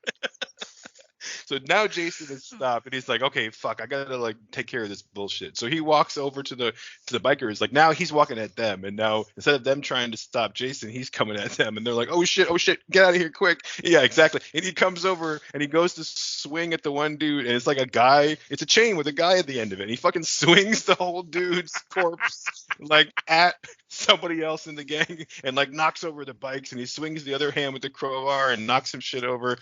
But like, even for Jason, it's a little bit unwieldy, so he lets go after he swings.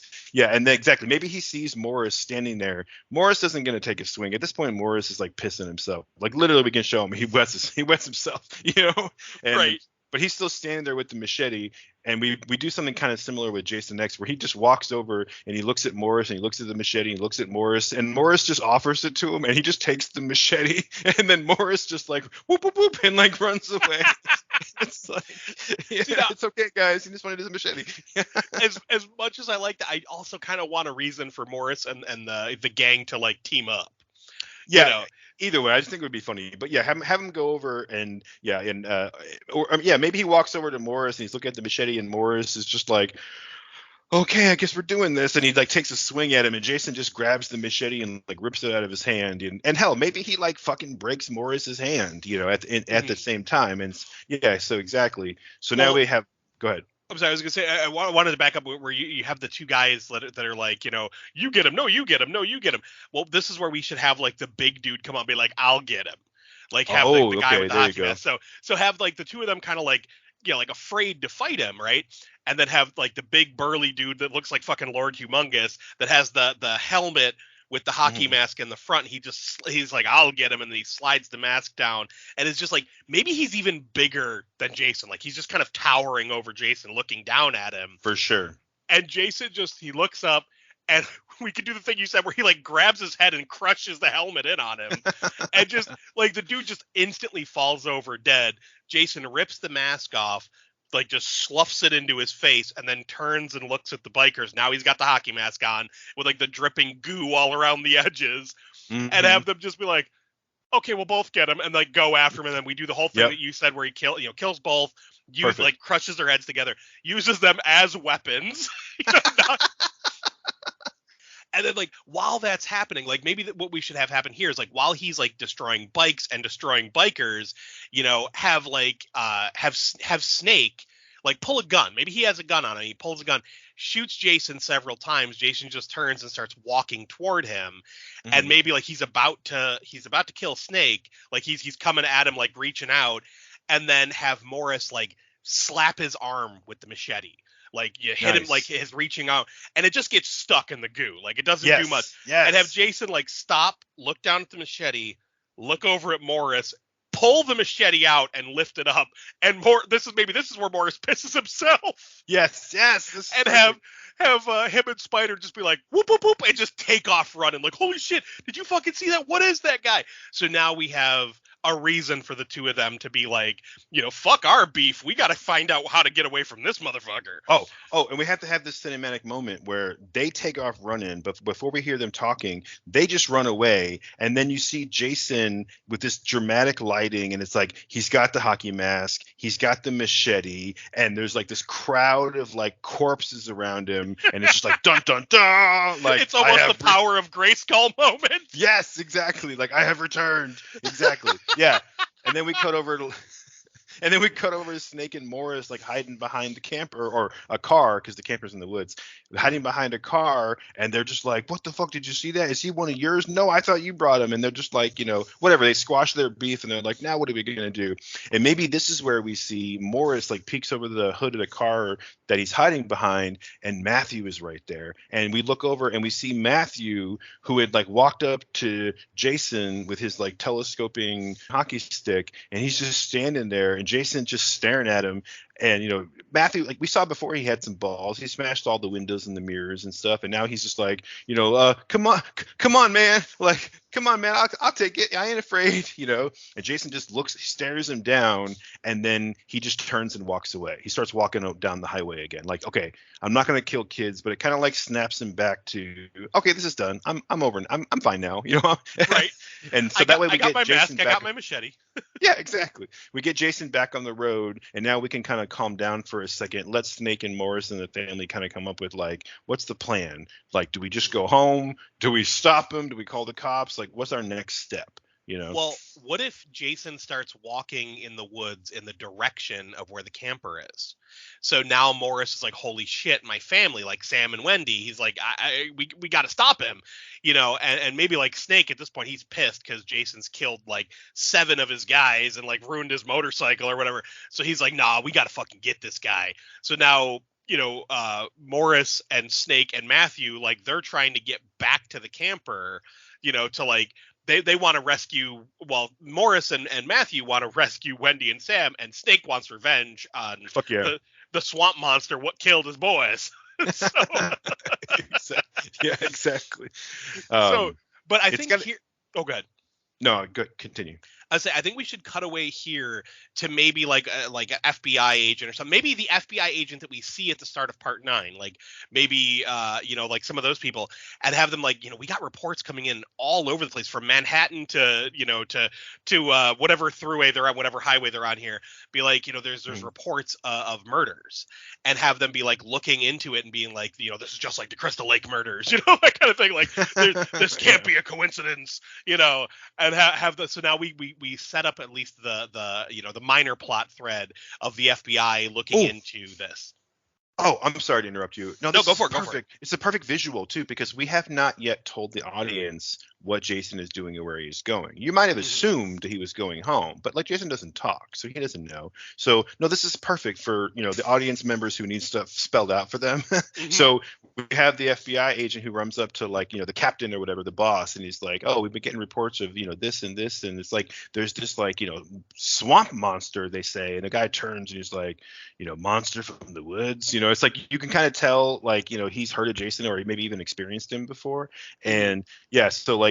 And the guy's like, he's like, show me where. They pull him like a paper map out, and he's like, okay, so he went through Hoboken and Secaucus, and he was out on Route 80, blah blah blah. And then you see the guy go. He takes his pen, and he draws a straight line through the dots, and then he keeps going, and the straight line goes to Camp Crystal Lake. And he's like, perfect. It's just like Jason, Yep.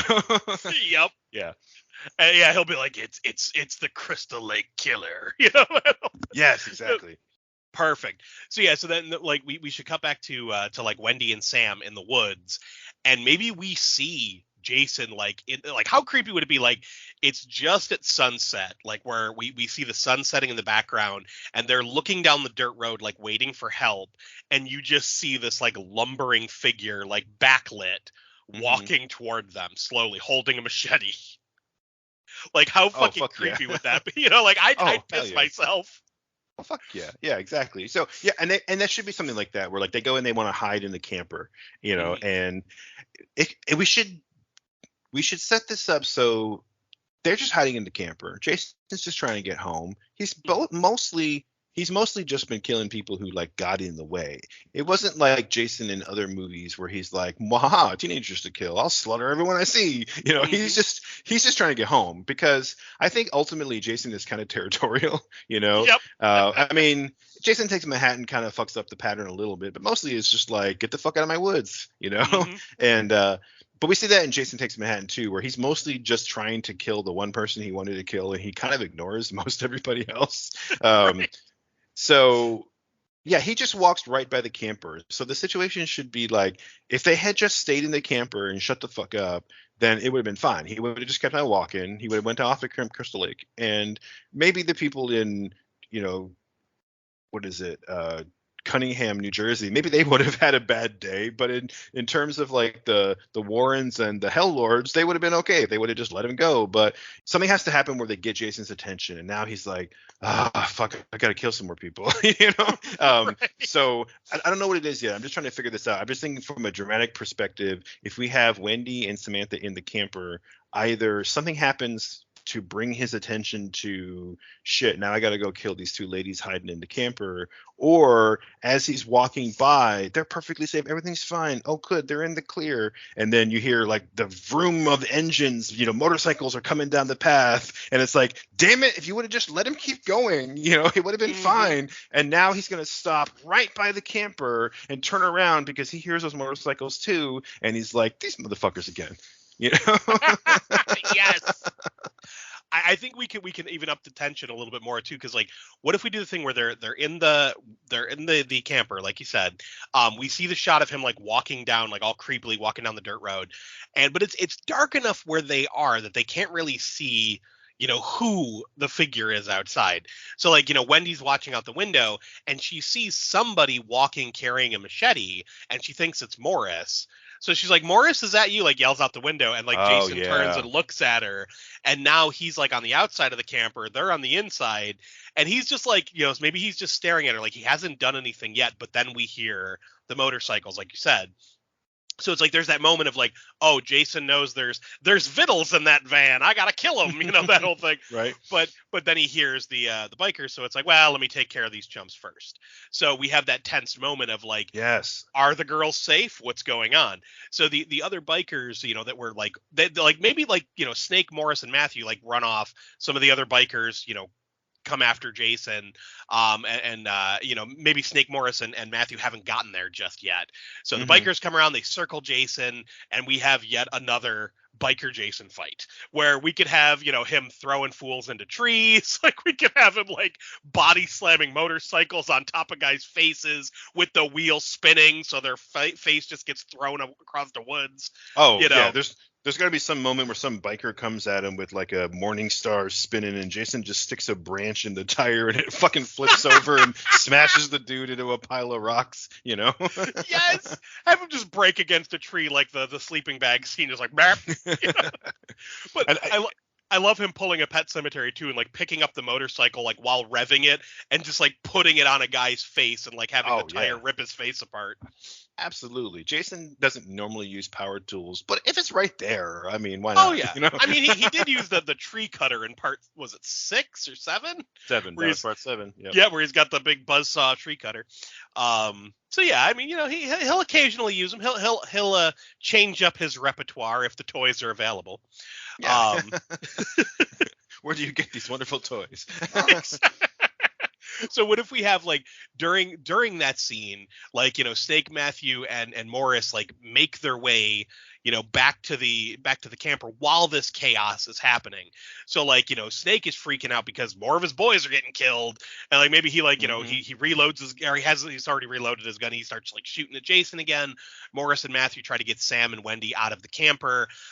Maybe we kill one of them. I don't know if we want to kill one of the family members or if we want to keep them all together. And maybe no. Oh, I'm sorry. I just got that like lightning light bulb moment. So we should kill, because at this point, I think if you were going to kill anybody in this family, it would have been Morris. Morris is like, he's kind of a dumbass, and he's already tried to confront Jason at least once before. So I think if you were going to kill one of the Warrens, I think everyone watching this movie, the 8.5 movie in the series, they know Samantha's probably the final girl. He's not going to kill a kid. So I think he should kill Wendy. I was going to say the same thing. It'll be the emotional like spike that we need right here. So yeah, like they're all like about to escape into the woods, and Morris and Matthew are like, come on, let's go while we have the chance. Like Snake and the boys will like keep them distracted, and something happens where they go to escape, and maybe Wendy like trips on like bitches be tripping, in Jason movies,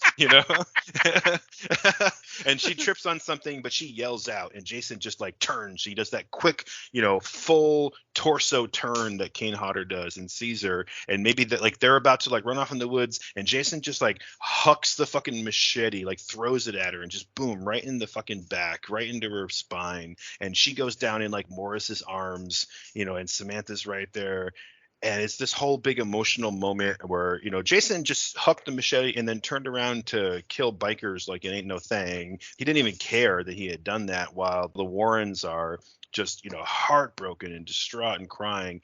But what I want to get at the end of this is I want to see Samantha do the same thing that we saw Jason do earlier, which is turn and look with fucking hate in the eyes. Right? Okay. Yeah, like she's like, oh, fuck you. Mm-hmm. Maybe it's something like maybe Wendy doesn't trip. The thing I was picturing was like while the bikers are fighting and like Snake is just like, you motherfucker, just starts shooting. Morris and Matthew are like pounding on the camper like, get the fuck out, we gotta go, and then like we have Sam run out and like Jason's still distracted fighting the bikers, and then like Wendy goes to run out and then like you just see the machete pop up through her stomach. Oh, like he just like he threw it or whatever, and it just like stabs her in the back, and like she looks down, and then Mom falls over. The family is just like, freaking the fuck out. Jason just goes right back to slaughtering bikers. Snake shoots him right in the fucking face, and we see like his head go back, and he just like looks forward, and we see like the goo drip out of the eye hole. And then have him just start walking toward him. And Snake's like, we gotta fucking go. And like have them like start to run. But then we have that scene where you said like Sam looks back at him and she has the fucking fire in her eyes. Like, you fucking killed my mom. Like ready to like go after Jason. So now we have a reason for her to want revenge. But also we get them away from that sequence again. So now, he should come after them because Snake hurt him. He shot he shot out his newly regenerated eye. He's like, damn it, I'm always losing the left one. Yeah. or maybe he just shot him, in the wrong eye. Like if Snake had shot the other eye, it would have been okay. He would have blinded him, but he shot him in the wrong eye again. But Jason's just like, God damn it, I keep trying to grow that one back. Exactly, right? Yes. You're right. So no, this is good. And I think at this point, like the bikers are kind of like done for. I think Snake should live, because I think Snake, it would be fun if we kind of let him kind of come back for a surprise last hurrah, out of nowhere. Here comes Snake to save the day. Something like that I think would be fun. And it's a nice story arc for him to start off as a villain and kind of end, trying to be heroic, right? So I think Jason should pretty much just kill the whole fucking biker gang, except for Snake, who we see, maybe Jason, like after he gets shot in the face, Jason swipes Snake like into the trees, and we see him like, on the ground breathing and bloody, but broken ribs and everything. Maybe he's got a broken arm, but he's not dead yet. He didn't quite get smashed. But I'm not sure what to do with Matthew and Morris. But at this point, I almost want to be like, oh, here we go. We have a couple of the bikers who are alive who are just like, fuck this. And they drop their knives, they grab their bikes, and they're going to get the fuck out of there. But have Samantha run up to one of the bikers and be like, take my brother. You got to take him. You got to get him out of here. He's just a kid, And I think at this point, Matthew has had a couple of good scenes, but he's done. We can take him off the table, right? Yeah. He doesn't have to die. He's not going to die because Jason won't kill kids. So we have some Matthew being like, no, like, Sam, I want to help you take this guy down, And Sam just, he's telling this biker, take my brother, get him out of here. So the biker's going to grab him by his hockey jersey and lift him up on the bike. The whole time Matthew's fighting, like, no, let me down. Let me help you, blah, blah, blah. And they're going to get out of there. And and then she's grabbing up like weapons from the ground. Like someone dropped a knife, there's a crowbar. She's gonna do that, like that suiting up the arsenal scene, from like Commando or whatever, where she's gonna like load up because she's gonna go find this motherfucker. But maybe Morris comes over, or Morris limps over, and he's got blood coming out of his mouth, and he's just like, don't do it, honey. Like, it's not worth it. You saved your brother. That's the important thing. And she's like, Dad, what's wrong? And then like, you look down, he moves his hand, and he's got like a fucking branch sticking out of his ribs or something, something where he got real fucked up. Okay. Almost like off camera, And like I'm just kind of making this up, so I'm open to whatever ideas you have. But what I want is I want to get Matthew and the bikers out of there, and I want to get Samantha to the point where she's like, now I'm gonna hunt Jason because fuck that guy. But I don't know if we really need Morris at this point anymore, and it might be good for Samantha, to kind of have another like, you killed both my fucking parents, like, oh Right. fuck you. Here's okay. So I do like the idea of taking Matthew off the table, but I also don't think that it's necessary. I think that he can Okay. still be there for the final fight. Like he's just kind of like the tag along, just like other kids that have been in Friday the 13th movies. Like I forget the kid's name, but was it Reggie in part Yeah. 5? And then Reggie. like Tommy obviously in part 4. Like we've seen younger kids in like and the kids in part 6. They're there. Like they're in it, but they're not part of the fight. So I almost think it's like it would we don't have to do that. So what if we do the thing where it's like we were saying, he's killing all the bikers, he kills mom. Maybe at that point, like both Morris and Snake like rush into the fray because Morris freaks out that his wife was just murdered, and like Snake is shooting at Jason. They get injured, but they're not down for the count. Like we have I kind of like the idea of Morris like shooting out Jason's good eye, and having him be like, okay, motherfucker, now I'm gonna kill you. Like give Jason a reason to come after them. So like that the group limps away, like they get away. Maybe they make their way back to the original like gas station area that the Warrens encountered the bikers, and this is where they staged their plan.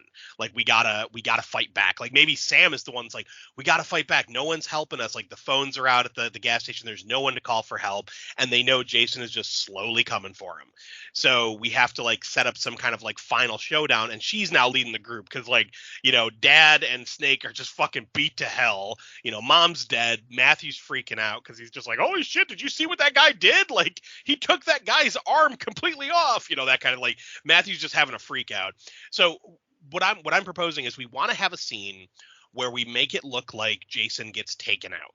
We need him to, whatever we're going to do here for our final showdown, we need to have it look like, Sam wins, only to have, obviously the little coda at the end, the little stinger, where it's like we see Jason still walking toward Crystal Lake, like that type of thing. Yeah.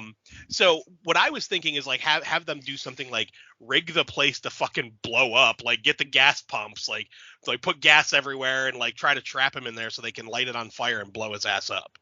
Okay, I like where you're coming from.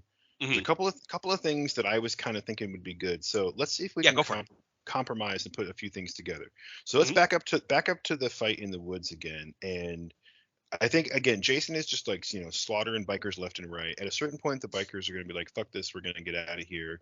Wendy is dead, and maybe go back to what I said before, where Samantha is like pissed, fire in her eyes. She's going to take Jason down. But at this point, Jason is like, "Okay, cool, we're done here. Okay, bye," and he's going to start walking off. Um, or at the very least, he's still there, being distracted by bikers. Have Samantha walk over or run over to this biker who's like trying to leave and be like, "Oh, take my brother." Like I said before, Matthew, instead of unsuccessfully arguing that he wants to stay, he's going to successfully argue, and the biker's going to be like, "Boy wants to stay. I don't give a fuck. I'm out of here." But Right. this is where we have Morris stumble over and be like, "Honey, it's okay. Like we all need to. Let's all go." And he's all bloody and fucked up because we saw earlier when Snake and Morris both like attacked Jason, and he just like swiped him away like it was nothing. So Mm-hmm. we saw Snake fall down in the woods, all beat to shit, but still breathing. But now we see Morris stumble over to Samantha, and maybe have it be where Samantha is like, "You got to get help, call for help," and the biker that she was trying to get to take Matthew, instead he takes Morris, and they ride off. Oh, okay. So now we have Samantha and Matthew in the woods. They don't know that Snake is still alive, but he is. He's over like in, just inside the tree line or something. And what I'm thinking now is we don't want Jason to he's not going to turn around. He's going to keep walking toward Crystal Lake. I think at this point he's going to look around and be like, "All right, that's it, just a kid or whatever." Mm-hmm.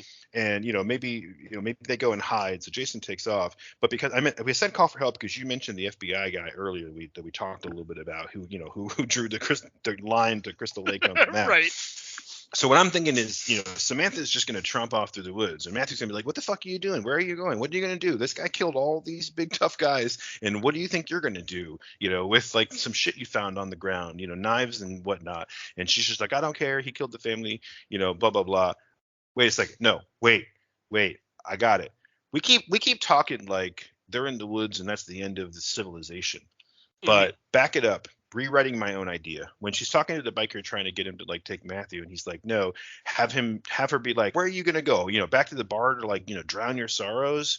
And he's like, "No, you see where he's walking? My sister lives in, Blairstown or Johnsonburg or whatever it is, And he's Hmm. like, "Oh, so these guys are going to get on their bikes and they're going to drive ahead of Jason, right? They see where Okay. he's going and what I'm thinking is that way too. The same thing where he can like grab Morris, get out of here, call for help. The idea being that Samantha's not thinking straight. She's just following Jason. So it's like her and Matthew following Jason through the woods. While on the side, you have what's left of the biker gang minus Snake, who are going to like drive down the highway to like, the town in front of Jason and try to be like, hey, everybody, like there's a fucking force of nature like coming. The undead tornado and like they're gonna kind of set up for like, oh, we're gonna get this motherfucker. So maybe they roll into town and it's like there's this other like biker gang there at this like bar or roadhouse or truck stop or whatever. They roll in and it's like the fucking white vipers or whatever are at this and they're like, what the fuck are you hell lords doing here? Like it's this territorial thing and they're like, what the fuck happened to you guys? And they're going to kind of explain the situation of like, this dude wiped us all out. Hmm. So now they can kind of set up, like you said, it's like, okay, they're going to try to set up a trap for him while at the same time Samantha's just following him.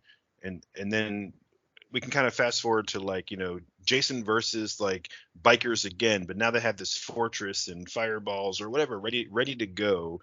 Hmm. But of course we're gonna get Samantha like coming up out of the woods and she's gonna like be the one who's actually gonna be able to like fight him and while he's just killing more bikers. I don't know. I'm just making all this up, so if anything sounds like it's gonna work, let me know. Okay.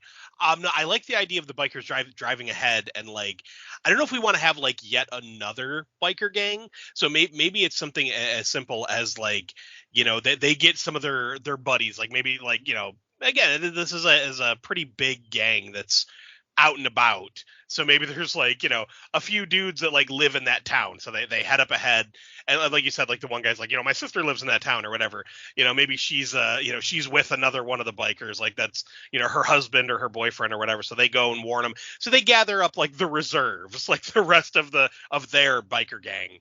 Um, and be like, we got to stop this guy. He's coming to our turf, that whole thing. But yeah, I'm trying to think of how we're going to have Sam take him down, because Jason is always taken down in some kind of weird way. So it's like we don't want to have him drown underwater again. We need him to look. We need him to be pretty fucked up for part 9. Hmm. Um, Oh, and you mentioned before about him having all kinds of like holes in his outfit and everything. yeah. So let's simplify things a little bit. So yeah, we have the bikers drive ahead, and when they get to town, maybe like the sheriff comes out and is like whatever the guy is who's going to visit his sister, right? His name is, I don't know, Carson or whatever, and he's just like, Mhm. like, hey Carson, I thought you told you never to come around here again. And so because he's the sheriff, they're cops, they're like law enforcement. If he comes, you have these bikers who are like, dude just slaughtered all of us. Look how beat up we are. Like everybody's dead. The cops are going to be the ones who are like, oh well, we have to help, right? Some other Right. bikers, whether they're their friends or the rivals, they're not going to just be like, oh yeah, like let's set up a fortress and kill a guy that we never even saw. But if it's the sheriff who's like, oh, you mean there's a killer coming to town? Like we got to protect people, right? So Right. it could be as simple as like they're going to set up like a roadblock near where they think Jason's going to come out of the woods back to the road, back to up, whatever it is, Route 80 or whatever the highway is. Like they're going to set up a roadblock, and when Jason does eventually come out of the woods, they're gonna all fucking open fire on him, right? But they don't Okay. have rocket launchers like the guys at the beginning of Jason Goes to Hell. They've Right. just got 6 shooters and shotguns, so they're gonna shoot him all full of holes, and that's where he gets all the holes in his like mechanic outfit, Nice. Perfect. but just like before, he's not gonna stop walking. He's just gonna keep on going and like walk right through this roadblock of cop cars and sheriffs and just like be pushing people out of the way like it ain't no thing. Mhm. Um, And yeah, I think Samantha should be coming up behind him, but she's like murder in the eyes. She's got a knife or a gun or something that she took from the battle in the woods, and she's just ready to like walk up behind him and shoot him in the back of the head. But it should be Matthew who's like, no, you saw what he did. Like, be smart. Like, I know you're mad because of mom and dad is hurt, but we have to be smart about this. Like, we gotta, we gotta use our brains here, and Right. um so I'm starting to kind of flail on where we put the pieces together for the end game here, but basically what I'm trying to get at is we have one more big fight where he kills all these cops, but we have to get into a situation where Samantha, but really Matthew, who's going to like kind of the secret hero, like the final boy, they're gonna set up some kind of a trap where maybe there's like a bunch of propane tanks that they're gonna explode outside the gas station or the Home Depot, or they're gonna set up like a wire across the highway and like take his head off, or something like that, where they're gonna be a little bit smarter, like let him walk through these cops into our well-laid trap. I just realized I'm like, we are overcomplicating things. I thought of the very simple solution to all this. So we do have the whole thing where Jason goes into town. Now he's going to be killing cops. He's going to be killing the other bikers. Sam and Matthew are following. Sam wants to kill Jason. Matthew's trying to talk sense into her. She has no real plan other than kill this guy. So she wants revenge. So we have all this showdown. Maybe she does something as simple as just start shooting him. And he starts coming at her. And then out of nowhere, because remember, we forgot about Snake. Yes. We have him. Maybe he fucking fixed like the radiator leak or whatever was in the camper. And he comes barreling down on them in the fucking camper and rams Jason into like, I don't know, nearby gas pump, something that's going to explode, Yep, there you go. So take out Snake, we take out Jason, or make it look like we take out Jason. Sam, Morris and Matthew all live. The town is kind of fucked up, but it's like Snake ended up being the unlikely hero. This way we could just have like chaos happening, and we don't really need like to set a trap or do anything like that. We just have like, hey, that guy we forgot about, here he comes. Yeah, no, that's because perfect. Again, like, of course a biker would know how to fix like whatever's wrong with that radiator. Like, yeah, whatever it was, and he becomes like the Chekhov's biker, out of right, nowhere. Exactly. Right? Chekhov Snake. Yeah, exactly. No, that's good. Yeah, I don't want to blow him up with fire or anything, because we had just set up his whole outfit that he was wearing. Oh, that's true. That's true. Maybe they drive him into, I don't know, they drive him into a wall. They drive him into cement. We just need some other reason for them to think that, yeah, there's no fucking way he's gonna get out of there. And while they're all like, high-fiving and having heart-to-heart moments and making sure everything's okay, we just see Jason get up and walk away. like it was nothing. It could even be as simple as like they drive the RV right into the side of like a big rig truck and like smash him, and he's pinned in between these two vehicles. And while everybody's partying, Jason just pushes the camper off and walks away. Well, now I am looking at a picture of Jason right now from the beginning of Jason Goes to Hell, and his outfit is pretty singed. Like, he's got a lot of black marks around, like singe marks all over it. So what if we combine the two ideas, right? So we have him slam into, like, gets thrown like into like a gas station or something, like something where there's like a propane tank or a gas tank, something that's going to blow up and make it look like he died. But like when everyone's like, yeah, we got him, we see him walking out the other side. Like maybe there's like, a little fire on his shoulder, fire on his chest, you go. And he just starts walking and he keeps on going. Jason's like, fuck this, I'm going home. Like, I'm done. I'm done with you fuckers. Like, you ruined my new threads. I got some holes in it. Got a little burn mark, you dick. Like, he's pissed. But yeah, this way we can end, like, have a final moment where Jason gets seemingly destroyed, only to show like him still walking away.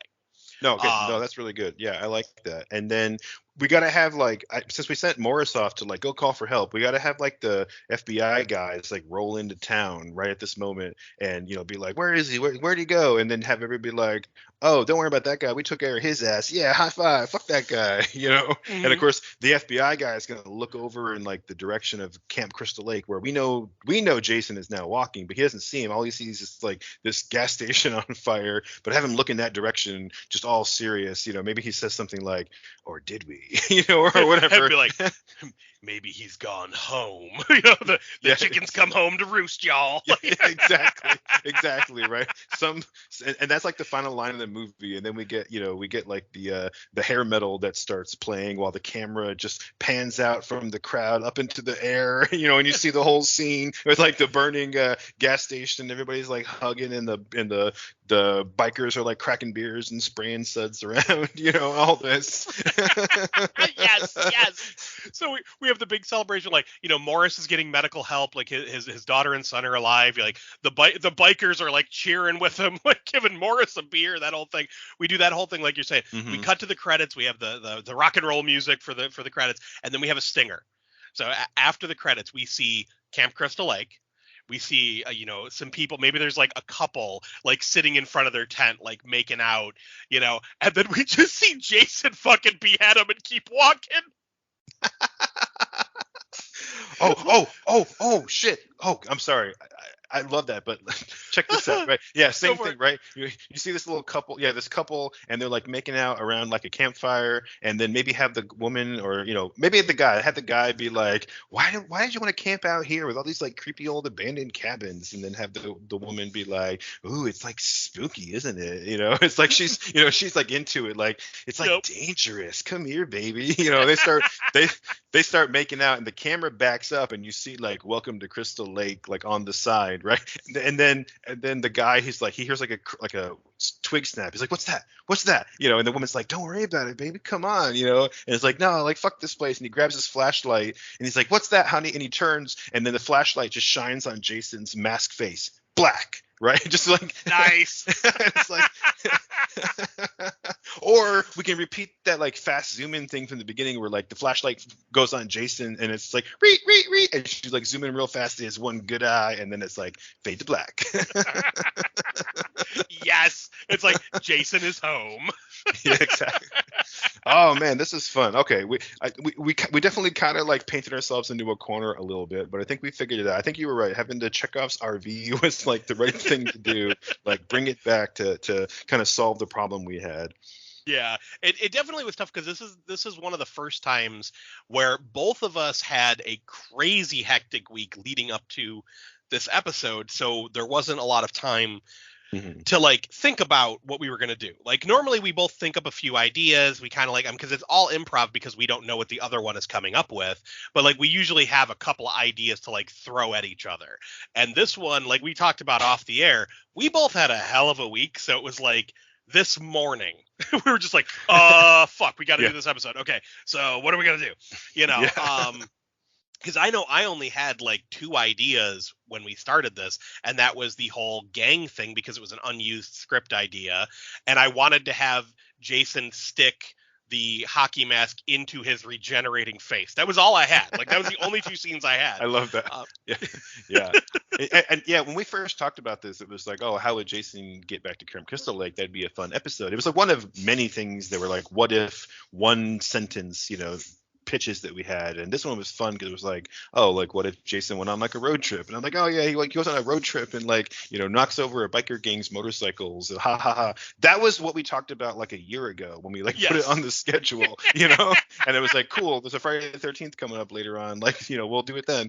Yeah, and I literally at like noon today I was like, oh shit, we rescheduled our recording, it's today not tomorrow. Fuck, I never even watched anything. I didn't watch any Hulk episodes or anything. So I was like, a couple of hours ago I'm like, I guess I'll just go on YouTube and watch some reviews or something. And I didn't even get that far because that normally I would have watched. I would have absolutely watched Friday the 13th Part 8, and then I would have watched an episode or 2 of the Hulk just to kind of get the feel for the the traveling protagonist. But yeah, like this time it was just this month is crazy busy.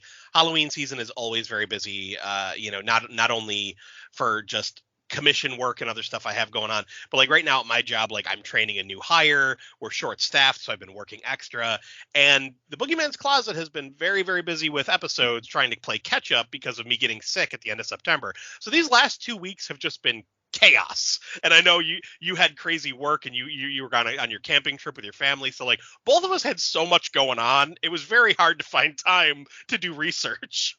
Yeah, for sure. I mean, it was almost hard to find time even to come and guest star on the Jason X episode that you did for Boogeyman's Closet. And then, of course, originally I had wanted this episode to come out before or on Friday the 13th, and it just wasn't going to happen, to your Yeah. point. In fact, we've been so busy that if you noticed the last couple of episodes we've done, they were fun to do like an improv of our own idea, but a lot of it was just how do we avoid homework for a little while, Right, because life is getting complicated.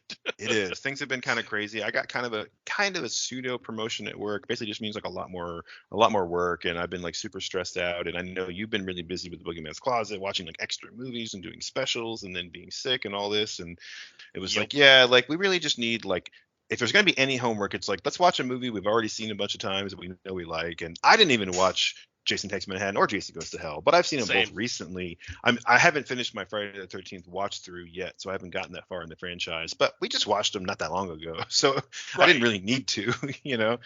Um, but yeah, we do have our next episode coming up. Will be an actual Hollywood property. We will have to watch something, but it's just one movie, and we were going to watch it anyway because it's Oh, spooky season. absolutely. So that one's not really a big deal. So that'll be cool. We have a fun one coming up, and then we're going to keep the spooky train rolling all the way to the end of the year.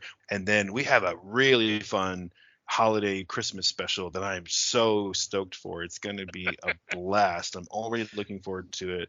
I'm looking at our schedule now going, okay, just 3 more episodes before we get to that one. Yeah.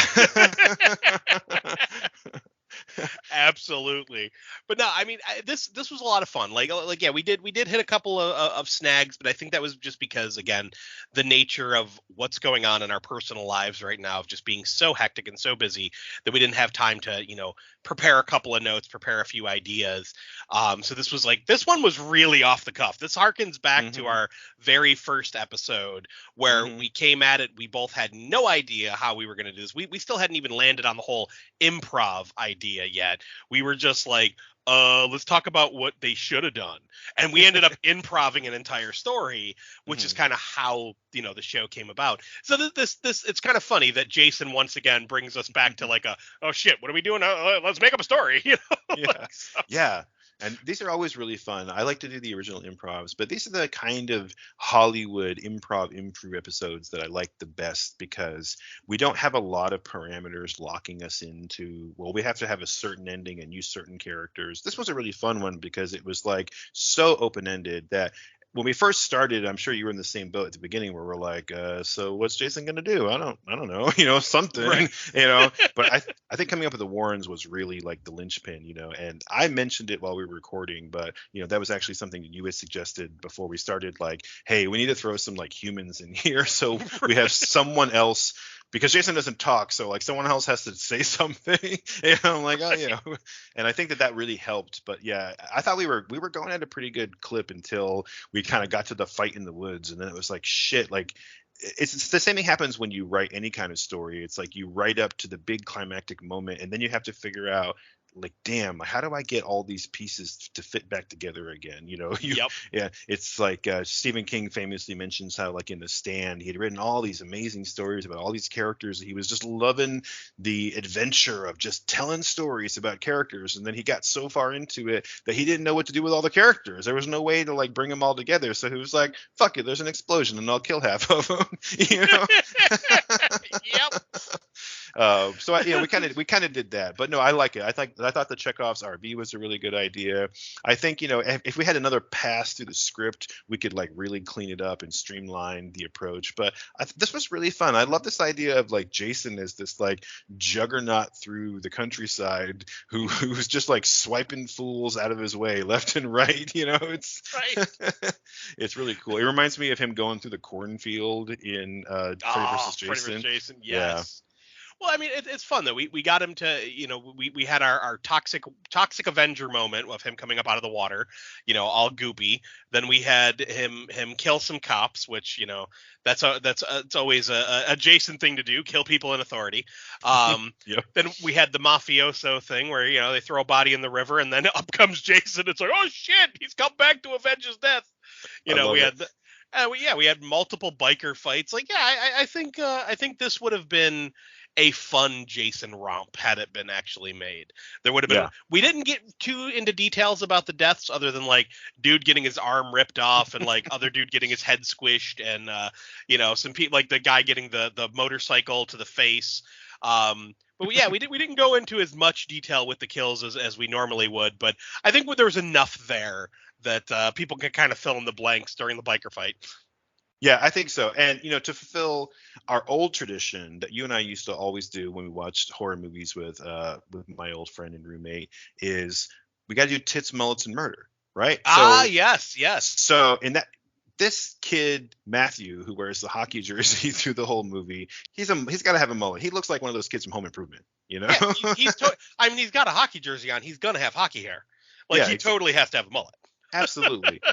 And then I was just thinking to myself, like, where do we put some tits in the movie? And it's perfect. The very end, the very last scene we see at Camp Crystal Lake with this girl who's trying to like get her boyfriend to like, get sexy with her because she loves how like dangerous and naughty it is. And while he's like, what's that? He's getting scared. She's gonna take her top off and be like, don't worry about that. Pay attention to these. And it'll be like that scene in was it part 5 or was it part 9 where the one waitress goes, it's showtime, and like shows her tits in the mirror. Oh yeah, that's part 5, I think. Yeah. Is it part 5? Yeah. I can never remember, but I know it's a waitress waiting for her boyfriend to pick her up, and she like just flashes for no reason other than to show the fucking viewer a pair of tits. Oh, and it's so perfect too, like harkening back to like the origins of Jason and his mom in general, where it's like the movie ends with this couple who are like making out, the girl takes her top off, and it's almost like it's like a dog whistle for Jason to show up. It's like she takes her top off and we're about to have some premarital sex, and it's like, oh, Jason's gonna come and kill some bitches. Jason's coming before you do. Wah wah wah wah. Yeah, no, it's pretty awesome. I'm pretty excited about this. Yeah, I definitely like this. I like we had some survivors too. I think that's kind of a fun twist. We had Snake and Morris and Samantha and Matthew, and yeah, it's pretty cool. Our unnamed FBI guy who will come back later. Yeah, I'm pretty excited about this. So I definitely think that we're continuing our trend of like some pretty solid spoopy season episodes, and yeah, I hope we can like keep the train rolling to the end of the year. Oh, absolutely. No, I think the next one is going to be a lot of fun because there's definitely some homework, but it gives us both a chance to kind of stretch our legs a little bit. Which I don't want to give too much away, but there will be a lot of improvisation happening. So big time. I'm excited about that one. But yeah, no, I think this was a fun little exercise and a fine addition to the Jason mythos.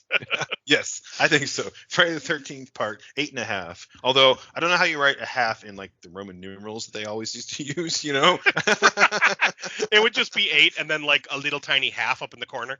Yeah. Exactly. Oh man, on the road again with Jason. So okay, cool. We'll go ahead and wrap it up right here. Then we already talked a lot about the Boogeyman's Closet earlier in the episode. Yes. And thanks for indulging me with that. So you can definitely check out more Boogeyman's Closet episodes by going to radpantheon.com. There's a link on there and a ton of other rad projects that friends of ours do, podcasts and art and music and all kinds of awesome stuff. But Mike, what else can people expect this spoopy season from the Boogeyman's Closet?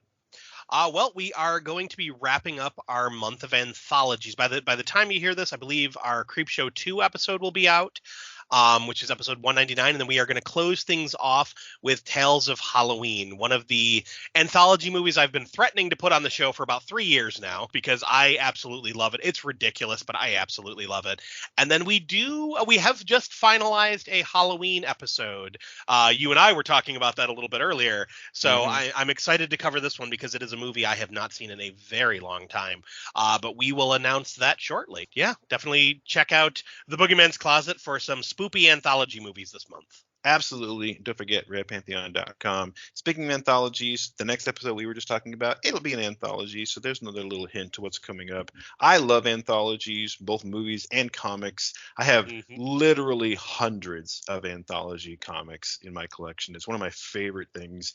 all the way back to when I first got into reading, independent and underground comics. I absolutely love, a bunch of short stories combined together, especially when there's like a theme, is one of my favorite things to watch, because it's like you get a little taste and then, oh, there's another one. Oh, there's another one. It's like Yep. it's like those mixtures where like those Chex mixes, or those ones where it's like pretzels and peanut butter cups together, a little party mix. And Right. those are always my favorites. So anyway, thanks to everyone for tuning in to the Raised by Rentals program. If you had fun with us, visit us on the socials, drop us a line, let us know what you think we should improve next time. And with that, I'm Josh. I'm Mike. And we have to return some videotapes.